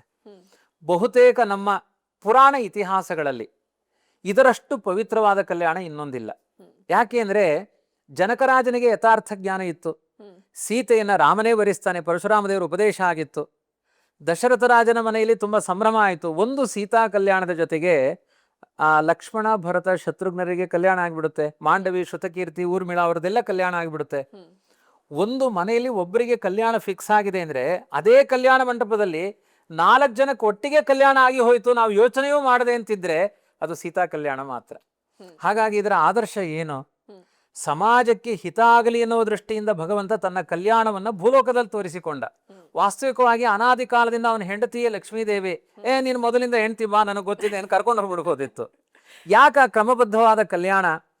ನಮಗದ ಆದರ್ಶ ಆಗಲಿ, ನಮಗದರ ಫಲ ಸಿಗಲಿ, ನಮಗದರಿಂದ ಏನೋ ಒಂದು ಲೋಕೋತ್ತರವಾದ ಒಂದು ಗುರಿ ಸಿದ್ಧಿ ಆಗಲಿ ಎನ್ನುವ ದೃಷ್ಟಿಯಿಂದ ರಾಮ ಇಂಥ ಅದ್ಭುತವಾದ ಸೀತಾ ಕಲ್ಯಾಣವನ್ನ ಶಿವಧನುರ್ಭಂಗ ಮಾಡಿ ನಾನೇ ಮಹಾಪರಾಕ್ರಮಿ ಅಂತ. ಅದಾದ ತಕ್ಷಣ ಪರಶುರಾಮ ದೇವರು ಬರ್ತಾರೆ. ಶಿವಧನುಸ್ಸನ್ನು ಎತ್ತಿದೆ ಏನು ದೊಡ್ಡ ಸಂಗತಿ ಅಲ್ಲ, ತಾಕತ್ತಿದ್ರೆ ಶಾರ್ಗಧನುಸ್ಸನ್ನು ಎತ್ತು ಅಂತ. ನಿನ್ನಂತವ್ರು 1000 ಜನ ಬಂದ್ರು ಎದುರಿಸ್ತೀನಿ ಅಂತಾನೆ. ಅಲ್ಲಿ ರಾಮ ಬೇರೆ ಅಲ್ಲ, ಮತ್ತೆ ಪರಶುರಾಮ ಅದೇ ರಾಮ ಬೇರೆ ಅಲ್ಲ, ಪರಶುರಾಮ ಬೇರೆ ಅಲ್ಲ. ಇದನ್ನ ಅವರ ಲೀಲೆ ಅಂತ ಕರೀತಾರೆ. ಇದನ್ನ ವಿನೋದವನ್ನ ಮಾಡ್ತಾರೆ. ತಮ್ಮ ಪರಾಕ್ರಮಗಳ ಬಗ್ಗೆ ಸಮಾಜಕ್ಕೊಂದು ಎಚ್ಚರ ಬರಲಿ. ಅವತ್ತಿನ ಸಮಾಜದಲ್ಲಿ ಪರಶುರಾಮನನ್ನು ಎದುರಿಸೋರೇ ಇಲ್ಲ. ವಾಸ್ತವಿಕವಾಗಿ ದಶರಥ ಆಲೋಚನೆ ಮಾಡ್ತಾನೆ, ಅಯ್ಯೋ ಆ ವಿಶ್ವಾಮಿತ್ರ ಜೊತೆಗೆ ಹೋದ್ರೆ ನಮ್ಮ ಮಗ ಸತ್ತೋಗ್ಬಿಡ್ತಾನೆ ಅಂತ ಅನ್ಕೊಳ್ತಾರೆ. ಅಂದ್ರೆ ಕೆಲವರಿಗೆ ಆ ವ್ಯಕ್ತಿಗಳ ವ್ಯಕ್ತಿತ್ವವೇ ಗೊತ್ತಿರಲ್ಲ. ಮಕ್ಕಳನ್ನ ಕೆಲವರು ಎಷ್ಟೋ ಜನ ಹಿಂಗ್ ಪೆದ್ದು ಮಾಡ್ತಿರ್ತಾರೆ, ನಿನಗೆ ಅದು ಬರಲ್ಲ ಸುಮ್ನೆ ಕೂತ್ಕೋ, ನಿನಗಿದಾಗಲ್ಲ ಸುಮ್ನೆ ಕೂತ್ಕೋ. ಹಂಗೆ ಹೇಳಬೇಡಿ. ರಾಮಾಯಣ ನೋಡಿ, ದಶರಥ ಹಾಗೆ ಹೇಳಿದ್ದ. ವಿಶ್ವಾಮಿತ್ರರು ಬಂದು ಹೇಳಿದ್ರು, ಇಲ್ಲಪ್ಪ ನಿನ್ನ ಮಗನ ಒಂದು ಅಂತಃಸತ್ವ ತುಂಬಾ ಬೇರೆ ಇದೆ ಅಂತ ಕರ್ಕೊಂಡು ಹೋದ್ರು. ಎಲ್ಲಿಯ ತನಕ ಆಯ್ತು ಮಂಗಳ? ಎಂಥ ರಾವಣ ಜಾಗತಿಕ ಭಯೋತ್ಪಾದಕನ ವಧೆಯ ತನಕ ಅವನ ವ್ಯಕ್ತಿತ್ವವನ್ನು ತೋರಿಸಿಕೊಟ್ರಲ್ವ ಪರಶುರಾಮ ದೇವರು ಮತ್ತೆ ಈ ವಿಶ್ವಾಮಿತ್ರರು. ಆದ್ರಿಂದ ಆ ವ್ಯಕ್ತಿತ್ವದ ಉಗಮ ಸ್ಥಾನ ಅಂದ್ರೆ ಒಂದು ರಾಮ, ಅವನ ಕಲ್ಯಾಣ, ಪರಶುರಾಮ ದೇವರ ಯುದ್ಧ, ಅಲ್ಲಿಯೂ ರಾಮನಿಗೆ ಜಯ. ಇದನ್ನೆಲ್ಲ ನೋಡಿದಾಗ ಬೇಗ ಸಮಾಜ ಆಕರ್ಷಿತವಾಯ್ತು. ಬೇಗ ಆಕರ್ಷಣೆ ಹೊಂದಲಿ ಅಂತಲೇ ಪರಶುರಾಮ ದೇವರು ಯುದ್ಧಕ್ಕೆ ಬಂದ್ರು. ಇನ್ನೂ ಬೇರೆ ಬೇರೆ ಉದ್ದೇಶಗಳಿದೆ. ಪ್ರಧಾನವಾಗಿ ರಾಮ ಅಸಾಮಾನ್ಯ ವ್ಯಕ್ತಿತ್ವದವನು. ಅವನು ನಿಮ್ಮ ಜೊತೆಗೆ, ಇಂಥ ಅಸಾಮಾನ್ಯ ವ್ಯಕ್ತಿತ್ವದ ರಾಮ ನಿಮ್ಮ ಜೊತೆಗೆ ಹೆಜ್ಜೆ ಇಡ್ತಾ ಇದ್ದಾನೆ, ನಿಮ್ಮ ಮನೆಯ ಬಂಧು ಆಗಿದ್ದಾನೆ. ಮಿಸ್ಯೂಸ್ ಮಾಡ್ಕೊಳ್ಬೇಡಿ, ಇವನನ್ನು ಉಪಯೋಗಿಸಿಕೊಳ್ಳಿ. ಇದು ಪ್ರಧಾನವಾದ ಉದ್ದೇಶ. ಎಷ್ಟೊಂದು ಜನಕ್ಕೆ ಅದೇ ಪ್ರಶ್ನೆ ಇದೆ, ಅಂದ್ರೆ ರಾಮ ಪರಶುರಾಮ ಎರಡು ವಿಷ್ಣು ಅವತಾರಗಳು ಹೇಗೆ ಒಬ್ರಿಗೊಬ್ರು ಎದುರುಗಡೆ ಬಂದ್ರು, ಮತ್ತೆ ಹೇಗೆ ಅವರಿಬ್ರಿಗೆ ಯುದ್ಧ ಆಯ್ತು ಅನ್ನೋದು ಎಷ್ಟೊಂದು ಜನಗಳ ಪ್ರಶ್ನೆ ಇದೆ. ಅದು ರಾಮಾಯಣದಲ್ಲೇ ಇದೆ ಆ ಪ್ರಶ್ನೆ. ಅದಕ್ಕೆ ಬಾಣ ತಗೊಂಡ್ಬಿಟ್ಟಿದ್ದಾನೆ ರಾಮ. ಇದನ್ನು ಪ್ರಯೋಗ ಮಾಡಬೇಕು, ನೀನೀಗ ಸೋತಿದೆ ಅಂತ. ಒಬ್ಬ ಲೋಕ ಅನ್ನುವ ದೈತ್ಯ, ಅವನು ಏನು ಅಂತ ವರ ಕೇಳಿರ್ತಾನೆ ಬ್ರಹ್ಮದೇವರ ಹತ್ರ ಅಂದ್ರೆ ಪರಶುರಾಮನಿಗೆ ಸೋಲೆ ಇಲ್ಲ ಅಂತ ಅವನು ತಿಳ್ಕೊಂಡಿರ್ತಾನೆ, ಬುಕ್ ಓದಿರ್ತಾನ ಅವನು. ಹಾಗಾಗಿ ನಾನು ಪರಶುರಾಮ ದೇವರ ದೇಹದ ಒಳಗಡೆ ಕೂತ್ಕೊಳ್ಬೇಕು ಅಂತ ವರ ಕೇಳಿದಾನೆ. ಅವರು ಯಾವಾಗ ಸೋಲ್ತಾರೆ ಅವಾಗ ನಾನು ಸಾಯ್ತೀನಿ ಅಂತ ಕೇಳಿರ್ತಾನೆ. ಅದಕ್ಕೆ ಪರಶುರಾಮ ದೇವರು ಸೋತೆ ಅಂತಾರೆ, ಹೊರಗೆ ಬರ್ತಾನೆ, ರಾಮ ಬಾಣ ಹೊಡಿತಾನೆ. ಅವನನ್ನು ಹೊಡಿಲಿಕ್ಕೆ ಇವ್ರು ಮಾಡಿದ ತಂತ್ರಗಾರಿಕೆ ಅಷ್ಟೆ. ಆ ಲೋಕ ಅನ್ನುವ ದೈತ್ಯನನ್ನ ಹೊಡಿಲಿಕ್ಕೆ ಪರಶುರಾಮ ಸೋತಂತೆ ನಟನೆ ಮಾಡಿದ. ಈಗ ಅದು ವಾಸ್ತವಿಕವಾಗಿ ಒಂದು ಮಗು ಹೊಡಿತು ಅಂತ ಅಮ್ಮ ಬಿದ್ದ ಹಾಗೆ ಆಕ್ಟಿಂಗ್ ಮಾಡ್ತಾಳೆ, ಅಷ್ಟೇ ಇದೆ. ಓಕೆ, ಈಗ ಸೀತಾರಾಮರ ಕಲ್ಯಾಣೋತ್ಸವ ನಡೆಯುತ್ತಲ್ಲ, ಆ ಸೀತಾ ಸ್ವಯಂವರಕ್ಕೆ ರಾವಣ ಕೂಡ ಬಂದಿದ್ರು ಅಂತ ಕೆಲವು ಕಥೆಗಳು ಹೇಳುತ್ತವೆ. ಇನ್ನು ರಾವಣನ ಮಗಳೇ ಸೀತೆ ಅಂತಾನು ಇನ್ನ ಕೆಲವು ಕಥೆಗಳು ಹೇಳುತ್ತೆ. ಇದರಲ್ಲಿ ಸತ್ಯ ಅಸತ್ಯಗಳು ಯಾವುದು ಅಂತ? ವಾಸ್ತವಿಕವಾಗಿ ಆ ಕಲ್ಯಾಣದ ಹಿಂದೆ ರಾವಣನ ಆಗಮನ ಆಗಿತ್ತು.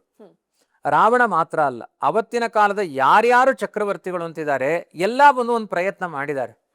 ಅನಾಯಾಸವಾಗಿ ಒಂದು ಪಂಥದಲ್ಲಿ ನನಗೆ ಸಿಕ್ಕಿಬಿಟ್ರೆ ಎನ್ನುವ ಆಸೆ ಯಾರಿಗಿಲ್ಲ. ಆದ್ರಿಂದ ಸೀತೆ ಎನ್ನುವ ಆಸೆಗಾಗಿ ಬಯಸಿದವರು, ಆ ಮನಸ್ಸನ್ನ ಆಕಾಂಕ್ಷೆಯಿಂದ ಓಡಿಕೊಂಡು ಬಂದವರು ತುಂಬಾ ಮಂದಿ ಇದ್ದಾರೆ. ಹಾಗೆ ಸಂಸಿನ್ನ ಗಾತ್ರ ಪರಿವೃತ್ತ ನೇತ್ರ ದಶಾನನಾದ್ಯ ಪತಿತಾ ವಿಮೂರ್ಛಿತಾ ಅಂತ ಆ ದಶಾನನ ರಾವಣ ಅದನ್ನು ಎತ್ತಲಿಕ್ಕಾಗದೇನೆ ಮೈ ಮೇಲೆ ಎದೆ ಮೇಲೆ ಎತ್ತಾಕೊಂಡು ಬಿದ್ದೋದ, ಮೂರ್ಛೆ ಹೋದ ಅಂತೆಲ್ಲ ರಾಮಾಯಣದಲ್ಲೇ ಕಥೆಗಳಿದ್ದಾವೆ. ಹಾಗಾಗಿ ಅವನ ಆಸೆ ಪಟ್ಟಿದ್ದು ಸತ್ಯ. ಆದ್ರೆ ಯಾವುದೇ ಕಾರಣದಿಂದ ರಾವಣನಿಗೆ ಸೀತೆ ಮಗಳ ಆಗಲ್ಲ. ಒಂದು ಬಾರಿ ಅವನ ಅಪಹಾರ ಮಾಡಿ ತಂದಿಟ್ಕೊಂಡಿರ್ತಾನೆ. ಅಂದ್ರೆ ಅವನು ವಿಮಾನದಲ್ಲಿ ಹೋಗಬೇಕಾದ್ರೆ ಒಂದು ಪಂಚರತ್ನಗಳು ಕಾಣುತ್ತೆ, ಒಂದು ಸುಂದರ ಹುಡುಗಿ ಕಾಣ್ತಾಳೆ, ಅದನ್ನ ಬಲಾತ್ಕಾರ ಮಾಡಿ ಮನೆಗೆ ತರ್ತಾನೆ. ಅವಾಗ ಅದು ರತ್ನ ಆಗ್ಬಿಟ್ಟಿರುತ್ತೆ. ಅದು ಮೊದಲು ಹುಡುಗಿ ಮನೆಗೆ ತಂದಾಗ ರತ್ನ ಆಗಿರುತ್ತೆ. ಅವಾಗ ಮಂಡೋದರಿ ಹೇಳ್ತಾಳೆ, ನಿಮ್ಮ ಮಗಳಂತೆ ಸಲಹಬೇಕಾದ ಒಂದು ಕನ್ಯೆಯನ್ನ ಅಪಚಾರ ಮಾಡಿ ತಂದಿದಿರಿ, ಅದು ಎಲ್ಲಿತ್ತೋ ಅಲ್ಲೇ ಹಾಕಿಬಿಡಿ ಅಂತ. ಅಂದ್ರೆ ಇಲ್ಲಿಂದ ಹುಡುಗಿಯನ್ನ ತಂದಿದ್ರಿ, ಅದೇ ಜಾಗಕ್ಕೆ ಆ ರತ್ನಗಳನ್ನ ಹಾಕಿಬಿಡಿ, ಇಲ್ಲ ಅಂದ್ರೆ ಅದು ನಿಮಗೆ ಮೃತ್ಯು ಸದೃಶವಾಗುತ್ತೆ. ಆದರೂ ಹಠ ಮಾಡ್ತಾನೆ ರಾವಣ. ಅವನ ಹಠಕ್ಕೆ ಅವಾಗ ಜಗನ್ಮಾತೆಯಾದ ಸೀತೆ ಹೇಳ್ತಾಳೆ, ನಿನ್ನನ್ನು ಇವತ್ತಲ್ಲ ನಾಳೆ ನಾನು ಕೊಲ್ತೀನಿ ಅಂತ. ಕೊನೆಗೆ ಹೆದರಿಕೊಂಡು ಮಂಡೋದರಿಗೆ ಭಯಪಟ್ಟು ಆ ಪೆಟ್ಟಿಗೆನ ತಗೊಂಡು ಹೋಗಿ ಒಂದು ಜಾಗದಲ್ಲಿ ಹಾಕ್ತಾನೆ. ಅದೇ ಜಾಗವನ್ನ ಯಜ್ಞಕ್ಕೋಸ್ಕರ ಇವನು ಜನಕರಾಜ ಉಳ್ತಾನೆ. ಅವಾಗ ಮತ್ತೆ ಸೀತೆ ಹೊರಗೆ ಬರ್ತಾಳೆ. ಮುಂದೆ ರಾವಣನ ವಧೆಗೆ ಅವಳೇ ಕಾರಣ ಹಾಕ್ತಾಳೆ ಅಂತ ಇದೆ ಕಥೆ. ಮಗಳಂತೆ ನೋಡು ಅಂತ ಮಂಡೋದರಿ ಹೇಳಿದ್ದ ಕಥೆ ಇದೆ ಹೊರತು ಆ ರಾವಣನಿಗೆ ಯಾವತ್ತೂ ಕೂಡ ಸೀತೆ ಮಗಳಾಗಿಲ್ಲ. ನಮ್ಮ ರಾಮಾಯಣ ಇತಿಹಾಸದ ಪುಟಗಳಲ್ಲಿ ಹಾಗಿಲ್ಲ. ಮುಂದೆ ರಾಮ ವನವಾಸಕ್ಕೆ ಹೋಗೋಕೆ ಕಾರಣ ಆಗೋದು ಮಂಥರೆ. ಕೆಲವು ಕಥೆಗಳಲ್ಲಿ ಮಂಥರೆ ಚಿಕ್ಕ ವಯಸ್ಸಲ್ಲಿ ರಾಮ ಅವ್ರಿಗೇನೋ ತೊಂದರೆ ಮಾಡ್ತಾರೆ, ಆ ಕೋಪ ಇಟ್ಕೊಂಡಿದ್ಲು, ಹಾಗಾಗಿ ಹೀಗೆಲ್ಲ ಮಾಡಿದ್ಲು ಅಂತೆಲ್ಲ ಹೇಳ್ತಾರೆ.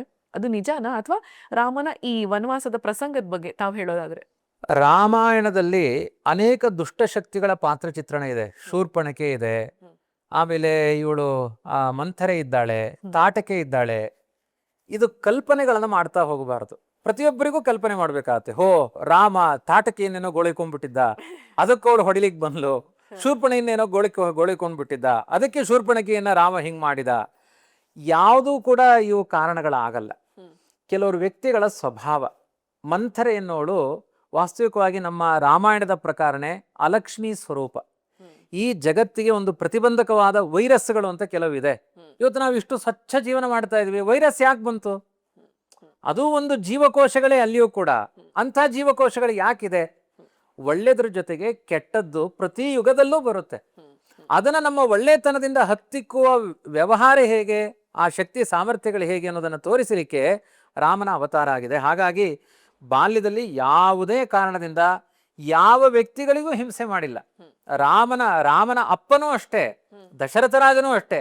ಒಂದು ಸೂರ್ಯವಂಶದ ರಾಜರ ಒಂದು ಪದ್ಧತಿ ಏನು ಅಂದರೆ, ರಾಮನಿಗೆ ನೀನು ರಾಜನಾಗಬೇಕು ಅಂತ ಹೇಳಿದಾಗ, ರಾಮ ನೀನು ತುಂಬ ವಿನೀತ, ಇಲ್ಲಿಯ ತನಕ ನೀನು ಯಾರಿಗೂ ಅಪಚಾರ ಮಾಡಿಲ್ಲ. ಸ್ವತಃ ಅಪ್ಪ ಹೇಳ್ತಾನೆ, ಯಾರಿಗೂ ಅಪಚಾರ ಮಾಡಿಲ್ಲ, ಆದರೂ ಭೂಯೋ ವಿನಯ ಮಾಸ್ಥಾಯ, ಮತ್ತೆ ಇನ್ನೂ ನೀನು ವಿನೀತನಾಗಿರ್ಬೇಕು ನನ್ನ ಆಸೆ. ಯಾಕೆಂದ್ರೆ ಸೂರ್ಯವಂಶದ ರಾಜರು ತಮ್ಮ ಆಸ್ತಿ, ಅಂತಸ್ತು, ಅಧಿಕಾರ, ಸ್ಥಾನಮಾನಗಳಿಂದ ಯಾವ ಪ್ರಜೆಗಳಿಗೂ ಅನ್ಯಾಯ ಮಾಡಿಲ್ಲಪ್ಪ. ನೀನು ಹಾಗೆ ನಡ್ಕೊಳ್ತಾ ಇದ್ದಿ, ನನಗಿಂತ ಹೆಚ್ಚು ವಿನೀತನಾಗಿದ್ದಿ, ಇನ್ನೂ ವಿನೀತನಾಗಿರುವಂತ ಇಂಥ ಪಾಠಗಳು ಅಪ್ಪ ಹೇಳುವ ಪ್ರಸಂಗಗಳಿದೆ. ಹಾಗಿದ್ದಾಗ ಯಾರಿಗೂ ಹಿಂಸೆ ಮಾಡಿದ, ಇದೆಲ್ಲ ರಾಮಾಯಣದಲ್ಲಿ ದಾಖಲಾದ ಸಂಗತಿಗಳಲ್ಲ. ಮಂಥರೆ ಸ್ವಯಂ ದುಷ್ಟಳು, ಕೈಕೇಯಿ ಒಳ್ಳೆಯವಳೆ. ಅವಳು ಒಳಗಡೆ ಹೋಗಿ ಪ್ರವೇಶ ಮಾಡಿ, ಎಷ್ಟೋ ಜನ ಹೆಣ್ಮಕ್ಳು ಒಳ್ಳೆಯವರು ಇರ್ತಾರೆ, ಯಾರ್ದೋ ಮಾತು ಕೇಳಿ ಹಾಳಾಗ್ತಿರ್ತಾರೆ. ನಿಮಗೆಲ್ಲ ಒಂದು ಕಥೆ, ಯಾರ್ದೋ ಮಾತು ಕೇಳಿ ಹಾಳಾಗಬೇಡಿ, ನೀವೇನಿದಿರಿ ಆ ವ್ಯಕ್ತಿತ್ವವನ್ನು ಬೆಳೆಸಿಕೊಳ್ಳಿ. ಮುಂದೆ ರಾಮ ವನವಾಸಕ್ಕೆ ಹೊರಡ್ತಾರೆ.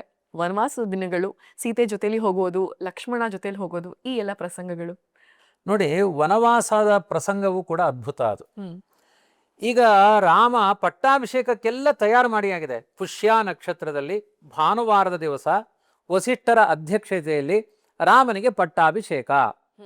ಸಮಗ್ರ ಸಾಕೇತ ನಗರ ಅಲಂಕೃತವಾಗಿದೆ. ಗುಡ್ಡಗಾಡು ಹಳ್ಳಿಗಾಡಿನಿಂದೆಲ್ಲ ಜನಗಳು ಬಂದ್ಬಿಟ್ಟಿದ್ದಾರೆ.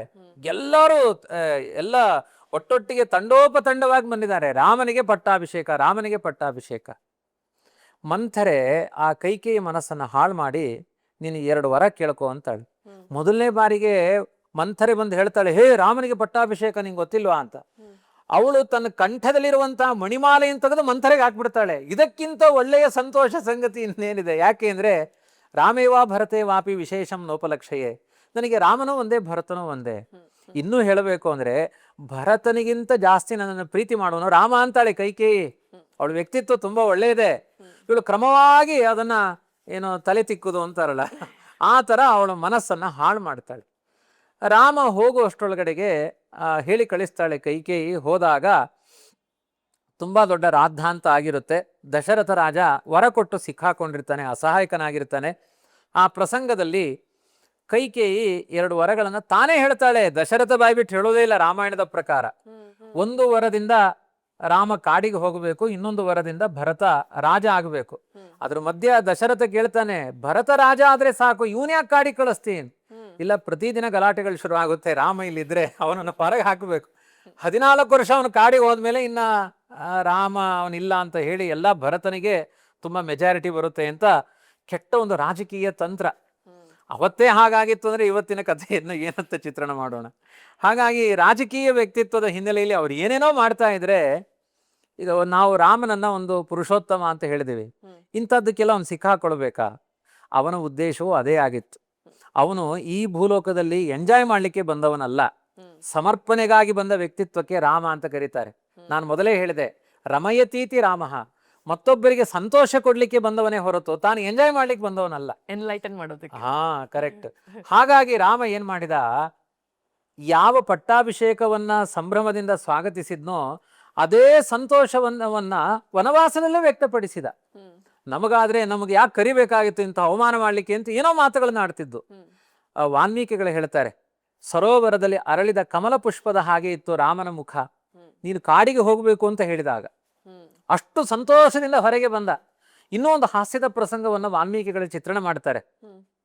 ಒಬ್ಬ ಮುದುಕ ಬಂದು ಹೇಳ್ತಾನಂತೆ, ರಾಮ, ನಾನು ಹುಟ್ಟು ದರಿದ್ರ, ನೀನ್ ರಾಜ ಆದ್ಮೇಲೆ ತುಂಬಾ ಸಂಪತ್ತು ಸಿಗುತ್ತೆ ಅಂತ ಆಸೆ ಪಟ್ಟಿದ್ದೆ. ಆ ಮಂಥರೆ ಮಾತಿನಿಂದ ಕೈಕೇಯಿ ಹಾಳಾಗೋದ್ಲು, ನನಗೆ ಯಾವುದು ಸಿಗಲ್ಲ, ಇನ್ನ ನೀನ್ ಕಾಡಿಗೆ ಹೋಗ್ತಾ ಇದೆ, ಛೇ ನಂಗೆ ಬೇಜಾರಾಗ್ತಾ ಇದೆ. ರಾಮ ಹೇಳ್ತಾನೆ, ನನ್ನ ಪ್ಯಾಕೆಟ್ ಮನಿ ಬೇರೆ ಇದೆ, ರಾಜ್ಯದ ಬೊಕ್ಕಸ ಬಿಟ್ಟು ನಿನ್ ಕೇಳು, ನಮ್ಗೆ ಅಮ್ಮ ಕೊಟ್ಟಿದ್ದಿದೆ, ಗಿಫ್ಟ್ ಕೊಟ್ಟಿದ್ದಿದೆ, ನಿನಗೆ ಏನ್ ಬೇಕು ಕೇಳು, ನಾನು ಕೊಡ್ತೀನಿ. ನಾವಾದ್ರೆ ನಾನೇ ಕಷ್ಟದಲ್ಲಿದ್ದೀನಿ, ಹೋಗ ಆ ಕಡೆ ಅಂತ ಹೇಳ್ತಾ ಇದ್ದು. ರಾಮ ಹೇಳ್ತಾನೆ, ನಿನಗೇನ್ ಬೇಕು ಕೇಳು. ಆ ಒಬ್ಬ ಬಡ ಬ್ರಾಹ್ಮಣ ತನ್ನ ಸೊಂಟಕ್ಕೆ ಒಂದು ಹಗ್ಗ ತನ್ನ ಉತ್ತರಿಯ ಕಟ್ಟಿಕೊಂಡು, ನೀನು ಎಷ್ಟು ದೂರ ಕೋಲು ಎಸಿತೀಯೋ ಅಷ್ಟು ನಿನಗೆ ಗೋವುಗಳು ನಿಲ್ಲುವಷ್ಟು ಸಂಪತ್ತು ಕೊಡ್ತೀನಿ ಅಂತಾನೆ ರಾಮ. 4 ಕಿಲೋಮೀಟರ್ ದೂರ ಕೋಲು ಎಸಿತಾನೆ. ಭಲೆ ಪರವಾಗಿಲ್ಲ, ಇಷ್ಟು ನಿನಗೆ ಆಕಾಂಕ್ಷೆಗಳಿದೆ ಅಂತ ಹೇಳಿ ಅಷ್ಟು ದಾನ ಮಾಡಿ ಹೊರಡ್ತಾನೆ ರಾಮ. ಆದ್ರಿಂದ ರಾಮ ತುಂಬಾ ಸುಖ ದುಃಖೇ ಸಮಯಕೃತ್ವ, ಸುಖವಾಗಲಿ ಬಹು ದುಃಖವಾಗಲಿ ಸಖನೀನಾಗಿರೋ ಪಾಂಡುರಂಗ ಅಂತ ಒಂದು ದಾಸರ ಪದ್ಯ ಇದೆ. ಜೀವನದ ಸುಖಗಳಿಗೂ ತುಂಬಾ ಸಂಭ್ರಮ ಪಡಬೇಡಿ, ದುಃಖಗಳಿಗೆ ಕುಗ್ಗಬೇಡಿ. ಅದು ಸುಖಸ್ಯಾನಂತರಂ ದುಃಖಂ, ದುಃಖಸ್ಯಾನಂತರಂ ಸುಖಂ. ಅದು ಚಕ್ರದ ಹಾಗೆ. ಅದು ಈಗ ಸುಖ ಪಡ್ತಾ ಇದ್ದೀರಾ, ಮುಂದೆ ದುಃಖ ಬರುತ್ತೆ. ದುಃಖ ಪಡ್ತಾ ಇದ್ದೀರಾ, ಮುಂದೆ ಸುಖ ಬರುತ್ತೆ. ಸುಖ ಬಂದಾಗ ದುಃಖ ಬರುತ್ತೆ ಎನ್ನುವ ಎಚ್ಚರದಲ್ಲಿ ಗಂಭೀರವಾಗಿರಿ. ದುಃಖ ಬಂದಾಗ ಸುಖ ಬರುತ್ತೆ ಅಂತ ಕುಗ್ಲಿಕ್ಕೆ ಹೋಗಬೇಡಿ, ಸಂತೋಷದಲ್ಲಿರಿ. ಈ ಸಂಯಮವನ್ನ ರಾಮ ತೋರಿಸಿಕೊಂಡು ಕಾಡಿಗೆ ಹೊರಟಾಗ ಸೀತೆಯೋ ಬರ್ತೀನಿ ಅನ್ಲು. ಇದೇ ಸಹಧರ್ಮ ಚರಿತವ ಅಂತ ಹೇಳೋದು. ಎಲ್ಲಾರ ಮದುವೆಯಲ್ಲೂ ಹೇಳಿರ್ತಾರೆ, ಗಂಡನ ಕಷ್ಟದಲ್ಲಿ ನಿನ್ ಜೊತೆಗೆ ಹೆಜ್ಜೆ ಇಡಬೇಕು, ಜೊತೆಗೆ ಸಾಗಬೇಕು ಜೀವನ. ಸುಖ ಬಂದಾಗ ಮಾತ್ರ ನನ್ನ ಗಂಡ ಅನ್ನೋದು, ಕಷ್ಟ ಬಂದಾಗ ಡೈವರ್ಸ್ ಕೊಡೋದು, ಈ ಸಂಸ್ಕಾರ ಒಳ್ಳೆಯದಲ್ಲ. ರಾಮನಿಗೆ ರಾಜ್ಯ ಇದೆ, ಬಹಳ ಸಂಭ್ರಮ ಸೀತೆಗೆ. ರಾಮನಿಗೆ ಕಾಡಿದೆ, ಅವಳು ಹೊರಟ್ಲು. ಆ ಸಮಯದಲ್ಲಿ ರಾಮ ಪೀತಾಂಬರವನ್ನೆಲ್ಲ ತೆಗೆದಿಟ್ಟು ನಾರುಡೆ ಉಟ್ಕೊಂಡು ಹೊರಟ. ಸೀತೆ ಹೇಳಿದ್ಲು, ನಾನು ನಾರುಡೆ ಉಟ್ಕೊಳ್ತೀನಿ ಅಂತಾಳೆ. ರಾಮನಿಗೆ ಯಾವ್ದು ಇಷ್ಟ, ನನಗದು ಇಷ್ಟ ಅಂತಾಳೆ. ತನ್ನ ಇಷ್ಟ ಕಷ್ಟಗಳನ್ನೆಲ್ಲ ಬದಿಗಿಟ್ಟು ರಾಮನ ಜೊತೆಗೆ ಹೆಜ್ಜೆ ಹಾಕ್ತಾಳೆ. ಆ ಸಮರ್ಪಣೆಯನ್ನು ನೋಡಿ, ಇದೇ ನೋಡಿ ಆದರ್ಶಗಳು. ರಾಮ ನಡೆದಂತೆ ನಡೆದವಳು ಯಾರು? ಮೊದಲು ಹೆಂಡತಿ. ಇವತ್ತೇನಾಗುತ್ತೆ, ನಂತರ ಎಲ್ಲಾರು ಇರಬೇಕು, ಸಮಾಜ ಎಲ್ಲ ಇರುತ್ತೆ, ನಮ್ಮ ಮನೆ ಮಕ್ಕಳೇ ಕೇಳಲ್ಲ. ಹೌದು, ರಾಮನ ಮನೇಲಿ ಹಾಗಾಗ್ಲಿಲ್ಲ. ತನ್ನ ಹೆಂಡತಿ ಮಾತು ಕೇಳಿದ್ಲು. ಲಕ್ಷ್ಮಣ ಹಿಂದೆ ಬಂದ ಸಮರ್ಪಣೆಗೆ. ಅವನಿಗೆ ಯಾರು ಶಾಪ ಇರಲಿಲ್ಲ, ವರ ಇರಲಿಲ್ಲ. ಅವನಿಗೂ ಕೂಡ ಹೆಂಡತಿ ಇದ್ಲು, ಚಲುವೆಯಾದವಳು, ಜೊತೆ ಕಾಲ ಕಳಿಬೋದಿತ್ತು, ಯುವರಾಜನಾಗ್ಬೋದಿತ್ತು, ರಾಜನೇ ಆಗ್ಬೋದಿತ್ತು. ಇದು ಸಮರ್ಪಣೆಯ ತ್ಯಾಗ. ಕಾಡಿಗೆ ಹೋಗಿ ರಾಮ ಏನ್ ಮಾಡಿದ? ಸುಮ್ಮನೆ ಟೈಮ್ ವೇಸ್ಟ್ ಮಾಡಿದ್ದಲ್ಲ. ಅವನು ಜನಸ್ಥಾನದಲ್ಲಿ ಅವತ್ತಿನ ಜನಗಳಿಗೆ ಏನೆಲ್ಲ ಕಷ್ಟಗಳಿದೆ, ಅವನ ಸಮಗ್ರ ವನವಾಸದ ಚಿತ್ರಣವನ್ನ ಮನಸ್ಸಿಗೆ ತಂದುಕೊಳ್ಳಿ. ಇವತ್ತು ಅಗ್ರಹಾರಗಳು ಅಂತ ಕಾಣುತ್ತೆ. ಅಗ್ರಹಾರ ಪ್ರತಿ ಊರಿನಲ್ಲಿಯೂ ಅಗ್ರಹಾರಗಳು ಅಂತ ಇದೆ. ರಾಮಾಯಣದಲ್ಲಿ ಚಿತ್ರಣ ಮಾಡಿದ್ದಾರೆ. ಪ್ರತಿದಿನ ರಾಮ ಹಣ್ಣು ಹಂಪಲು ತಿನ್ನೋಕ್ಕಿಂತ ಮೊದಲು ಆ ಪರಿಸರದಲ್ಲಿ ಒಂದು ಕಡೆ ಒಂದು ಮನೆ ಮಾಡ್ಕೊಂಡು ಕಾಡಿನಲ್ಲಿ ಕೂತ್ಕೊಂಡ್ಬಿಡ್ಲಿಲ್ಲ. ಅವನು ಪ್ರತಿದಿನ ಸಂಚಾರ ಮಾಡ್ತಾ ಇದ್ದ. ಆ ಪರಿಸರದಲ್ಲಿ ಯಾರಿಗೆ ಕಷ್ಟ ಇದೆ ಅವರಿಗೆ ಮನೆ ಮಠಗಳನ್ನ ನಿರ್ಮಾಣ ಮಾಡಿ ಒಂದು ದೊಡ್ಡ ಲೇಔಟ್ ಮಾಡ್ತಾ ಇದ್ದ. ಅದೇ ಅಗ್ರಹಾರ. ತ್ರೇತಾಯುಗದ ಅಗ್ರಹಾರ, ಕಲಿಯುಗದಲ್ಲಿ ಅಗ್ರಹಾರಗಳು ಅಂತ. ಅದರಲ್ಲಿ ಏನು ಯಾರಿಗೂ ವರ್ಗೀಕರಣ ಇಲ್ಲ. ಯಾರು ಕಷ್ಟದಲ್ಲಿದ್ದಾರೆ ಅವರಿಗೊಂದು ಬಿಡಾರಗಳನ್ನ ರಚನೆ ಮಾಡಿ ಕೊಡ್ತಾ ಇದ್ದ. ಹೇಗ್ ಮಾಡ್ತಾ ಇದ್ದ? ಕಾಡಿನಲ್ಲಿದ್ದ ಅವನು, ಅವನಿಗೆ ಕಷ್ಟ ಇತ್ತು. ಹೇಗ್ ಮಾಡ್ತಾ ಇದ್ದ? ಈ ರಾಕ್ಷಸರೆಲ್ಲ ಎಲ್ಲಿಂದಲೋ ಕೊಳ್ಳೆ ಹೊಡೆದು ತಂದಿರ್ತಾ ಇದ್ರಲ್ವಾ, ಬ್ಲ್ಯಾಕ್ ಮನಿ ಅಂತ ಇವತ್ತಿದೆ ಅಲ್ವಾ, ಆ ತರದ ಹಣಗಳಿಂದ ಅವರಿಗೆಲ್ಲ ಉಪಕಾರಗಳನ್ನು ಮಾಡ್ತಾ ಇದ್ದ ರಾಮ. ಹೀಗೆ ವನವಾಸ ಪೂರ್ತಿ ಅವನ ಆಡಳಿತಕ್ಕಿಂತ ಮುಂಚೆ ಏನೆಲ್ಲ ಯಾರಿಗೂ ತಡಲಿಕ್ಕಾಗದೇ ಇರುವ ಅಪಸ್ವರಗಳಿದೆ, ಸಮಾಜದ ಅಪಸ್ವರಗಳು, ಆ ಕೆಟ್ಟ ವ್ಯಕ್ತಿತ್ವದ ಜನರು, ಮತ್ತೆ ಕಾಡಿನಲ್ಲಿ ಆಶ್ರಯ ಮಾಡಿ ಕೂತ್ಕೊಳ್ಳೋದು, ಅಡಗುತಾಣಗಳಲ್ಲಿ ಕೂತ್ಕೊಳ್ಳೋದು, ಅಂತಹ ಜಾಗತಿಕ ಎಲ್ಲಾ ಭಯೋತ್ಪಾದಕರನ್ನ ನಿರ್ಮೂಲನ ಮಾಡಿಕೊಂಡು ಕಾಡಿನಲ್ಲಿ ಹೋದ. ಜೊತೆಗೆ ಅವನ ಕೆಲಸಕ್ಕೆ ಸಹಕಾರ ಕೊಡಬೇಕು ಅಂತ ಸೀತಾದೇವಿಯ ರೂಪಾಂತರದಿಂದ ರಾವಣನ ಅಪಹಾರಕ್ಕೆ ಸಪೋರ್ಟ್ ಮಾಡಿದ್ಲು. ಈ ನಿಮಿತ್ತದಿಂದ ಅವನನ್ನು ಹೊಡಿಲಿ ಅಂತ ಅವ್ರು ಸೇರ್ಕೊಂಡು ಮಾಡಿದ್ದು ಅದು. ರಾಮ ತನ್ನ ಹೆಂಡತಿನ ರಕ್ಷಣೆ ಮಾಡಲಿಲ್ಲ ಕಾಡಲ್ಲಿದ್ದಾಗ ಅಂತೇಳಿ ಹೇಳಬಾರದು. ರಾಮ ಆಚೆ ಹೋಗ್ಬೇಕು, ಈಚೆಯಿಂದ ರಾವಣ ಬಂದು ಅಪಹಾರ ಮಾಡಬೇಕು. ಆ ನಿಮಿತ್ತದಿಂದ ಹೋಗಿ ರಾವಣನನ್ನ ಸಂಹಾರ ಮಾಡಬೇಕು. ತಪ್ಪು ಮಾಡದೆ ಶಿಕ್ಷೆ ಕೊಡ್ಲಿಕ್ಕಾಗಲ್ಲ. ಆದ್ರಿಂದ ಸ್ವತಃ ರಾಮನಿಗೆ ತಪ್ಪು ಮಾಡಿದ ರಾವಣ, ಅವನ ಸಂಹಾರಕ್ಕೆ ದಾರಿ ಮಾಡಿಕೊಂಡ ರಾಮ. ಹೀಗೆ ಸಮಗ್ರ ತನ್ನ ವನವಾಸವನ್ನ, ನಮ್ಮ ಭಾರತ ದೇಶದಲ್ಲಿ ಏನೆಲ್ಲ ಜಾಗತಿಕ ಭಯೋತ್ಪಾದನೆ ಇತ್ತು ಅದನ್ನು ನಿರ್ಮೂಲನೆ ಮಾಡಿದ. ವನವಾಸ ಅನ್ನೋದು ಕೇವಲ ತನ್ನ ಒಂದು ಮನೆಯ ಗಲಾಟೆಯಿಂದ ಬಂದ ಕಷ್ಟಗಳಲ್ಲ, ಅದು ಸಮಾಜದ ಕಷ್ಟ ಪರಿಹಾರಕ್ಕೋಸ್ಕರ ರಾಮ. ಅದರ ಜೊತೆಗೆ ಆದರ್ಶಗಳು, ದುಷ್ಟರ ಸಂಹಾರದ ಜೊತೆಗೆ ಅನೇಕ ಸಜ್ಜನರಿಗೆ ಅನುಗ್ರಹ ಮಾಡ್ಕೊಂಡು ಹೋಗಿದ್ದಾನೆ. ಆ ರೀತಿಯಲ್ಲಿ ನಮ್ಮ ಕರ್ನಾಟಕ ಕಿಷ್ಕಿಂದೆಗೆ ಬಂದ ಆ ಶಬರಿಯ ಭಕ್ತಿ, ಅವಳು ಕರ್ನಾಟಕದವಳು, ಅವಳು ಆ ಶಬರಿಯ ಭಕ್ತಿಗೆ ಮೆಚ್ಚಿ ಅವಳು ಕೊಟ್ಟಿದ್ದನ್ನೆಲ್ಲ ಸ್ವೀಕಾರ ಮಾಡಿದ ರಾಮ. ಅಯೋಧ್ಯಾಪತಿಯಾದ ರಾಮ ನಮ್ಮ ಕರ್ನಾಟಕಕ್ಕೆ ಬಂದು ಕಿಷ್ಕಿಂದಲ್ಲಿ ಹನುಮಂತ, ಅವನಿಗೆ ಒಳ್ಳೆ ಭಂಟ ಯಾರು? ನಮ್ಮ ಕಿಷ್ಕಿಂದ ಇವತ್ತಿನ ಹಂಪೆ, ವಾಲಿ ಸುಗ್ರೀವರು, ಎಲ್ಲ ನಮ್ಮ ಕರ್ನಾಟಕದ ಇತಿಹಾಸ. ಎಲ್ಲ ನಮ್ಮ ಸಮಗ್ರ ಭಾರತಾದ್ಯಂತ ಸಂಚಾರ ಮಾಡಿ ಎಲ್ಲೆಲ್ಲಿ ಬೆಲೆ ತುಂಬಬೇಕು ಅಲ್ಲೆಲ್ಲ ಬೆಲೆ ತುಂಬಿದ ರಾಮ. ಈಗ ಭರತ ರಾಜ ಆಗ್ತಾರೆ, ರಾಮ ವನವಾಸಕ್ಕೆ ಹೋಗ್ತಾರೆ, ಲಕ್ಷ್ಮಣ ಜೊತೆನಲ್ಲಿ ರಾಮನ ಜೊತೆ ಹೊರಡ್ತಾರೆ. ಈ ಶತ್ರುಘ್ನನ ಪಾತ್ರ ಹೆಚ್ಚು ಕಾಣೋದೇ ಇಲ್ಲ ಅಲ್ವಾ, ಯಾಕೆ ಅಂತ ನೋಡಿ. ಈಗ ಭರತನನ್ನ ಅನುಸರಿಸಿಕೊಂಡು ಶತ್ರುಘ್ನ ಇರ್ತಾನೆ. ಯಾಕೆ ಕಾಣಿಸಲ್ಲ ಅಂದ್ರೆ, ರಾಮ ಕಾಡಿಗೆ ಹೋದ್ಮೇಲೆ ಭರತ ನೆಲದ ಮೇಲೆ ಮಲಗುತ್ತಾ ಇದ್ದ. ರಾಮ ಬರೋ ತನಕ ತನ್ನ ಯಾವುದೇ ವೈಭವಗಳಿಲ್ಲ. ಹಾಗಾಗಿ ಭರತನೇ ಹಾಗಿದ್ದ ಮೇಲೆ ಅವನನ್ನು ಅನುಸರಿಸುವಂತಹ ಶತ್ರುಘ್ನ ಸೈಲೆಂಟ್ ಮೋಡಲ್ ಇದ್ದ. ನಮ್ಮ ರಾಜ ಅವನು ಭರತ. ಅವನೇ ಹೇಗಿದ್ದಾಗ ನಾನು ಯಾಕೆ ಮುಂಚೂಣಿಗೆ ಬರಲಿ ಅಂತ ಅವನು ಹಿಂದೆ ಇದ್ದ. ಆದ್ರೆ ಮುಂದೆ ಶತ್ರುಘ್ನ ರಾಮನಿಗೆ ಪಟ್ಟಾಭಿಷೇಕ ಆದಮೇಲೆ ಕಾಲಾಂತರದಲ್ಲಿ ಶತ್ರುಘ್ನ ಲವಣಾಸುರನ ಸಂಹಾರ ಮಾಡ್ತಾನೆ. ಮಧು ಅನ್ನುವ ದೈತ್ಯ ರಾಮನೇ ತನ್ನ ಬಾಣವನ್ನು ಕೊಟ್ಟು, ಜಾಗತಿಕ ಭಯೋತ್ಪಾದಕ ಅವನೊಬ್ಬ ಲವಣಾಸುರ, ಅವನ ಸಂಹಾರ ಮಾಡಿ ತುಂಬಾ ಖ್ಯಾತನಾಗ್ತಾನೆ ಶತ್ರುಘ್ನ. ಆ ಕಥೆಯನ್ನು ವಾಲ್ಮೀಕಿಗಳೇ ಚಿತ್ರಣ ಮಾಡ್ತಾರೆ. ಶತ್ರುಘ್ನನ ಪಾರ್ಟ್ ಅದೇನೋ ಅಷ್ಟು ಬೆಳಕಿಗೆ ಬರಲಿಲ್ಲ ಅಂತ ರಾಮ ಅವನ ಕೈಲಿ ತುಂಬಾ ದೊಡ್ಡ ಲೋಕೋತ್ತರ ಕಾರ್ಯವನ್ನು ಮಾಡಿಸಿದ ಅಂತ ರಾಮಾಯಣದಲ್ಲೇ ಕಥೆ. ಇನ್ನೊಂದು ಕತೆ ಆಚಾರ್ಯರೇ ಕೆಲವು ಹೇಳ್ತಾರೆ, ಈಗ ಸೀತೆ ರಾಮರನ್ನ ಕಾಯೋದಿಕ್ಕೋಸ್ಕರ ಲಕ್ಷ್ಮಣ 14 ವರ್ಷ ನಿದ್ದೆನೆ ಮಾಡ್ಲಿಲ್ಲ, ಅವನ ನಿದ್ದೆಯನ್ನು ಸೇರಿಸಿ ಅವನ ಪತ್ನಿ ಇಲ್ಲಿ ಮಾಡ್ತಿದ್ಲು ಅಂತ. ನಿಜಾನ? ತುಂಬಾ ನಿದ್ರೆಯ ಅಭಿರುಚಿ ಇದ್ದವರೆಲ್ಲ ಈ ತರ ಮಾತನಾಡಿರ್ಬೋದು. ವಾಸ್ತವಿಕವಾಗಿ ಒಂದು ಪಾತಿವ್ರತ್ಯದ ಧರ್ಮ ಇದೆ. ಗಂಡನ ಸುಖ ತನ್ನ ಸುಖ, ಗಂಡನ ದುಃಖ ತನ್ನ ದುಃಖ, ಆ ಭಾವನೆಯಿಂದ ಬದುಕಿದ್ದಾಳೆ ಎನ್ನುವುದು ಖಂಡಿತ ಸತ್ಯ. ಆದ್ರೆ ಅವಳು ಆ ಗಂಡನ ಮಾಡದೇ ಇರುವ ನಿದ್ರೆಯನ್ನು ತಾನು ಮಾಡಿದ್ರೆ ಅದು ಗಂಡನಿಗೆ ಹೇಗೆ ಟ್ರಾನ್ಸ್ಫರ್ ಆಗುತ್ತೆ? ಇದೆಲ್ಲ ಒಂದು ಸ್ವಲ್ಪ ವಿಪರೀತಗಳು. ಆ ಗಂಡನ ಸುಖ ದುಃಖಗಳಿಗೆ ಸ್ಪಂದಿಸಬೇಕಾರದು ಪಾತಿವ್ರತ್ಯ. ಹಾಗಾಗಿ ಇದೆಲ್ಲ ಒಂದು ಜಾನಪದ ರಾಮಾಯಣಗಳು ಅಂತ ಬೆಳ್ಕೊಂಡ್ಬಿಟ್ಟು ಅಷ್ಟೇ ಅಷ್ಟೇ ಅಷ್ಟೇ.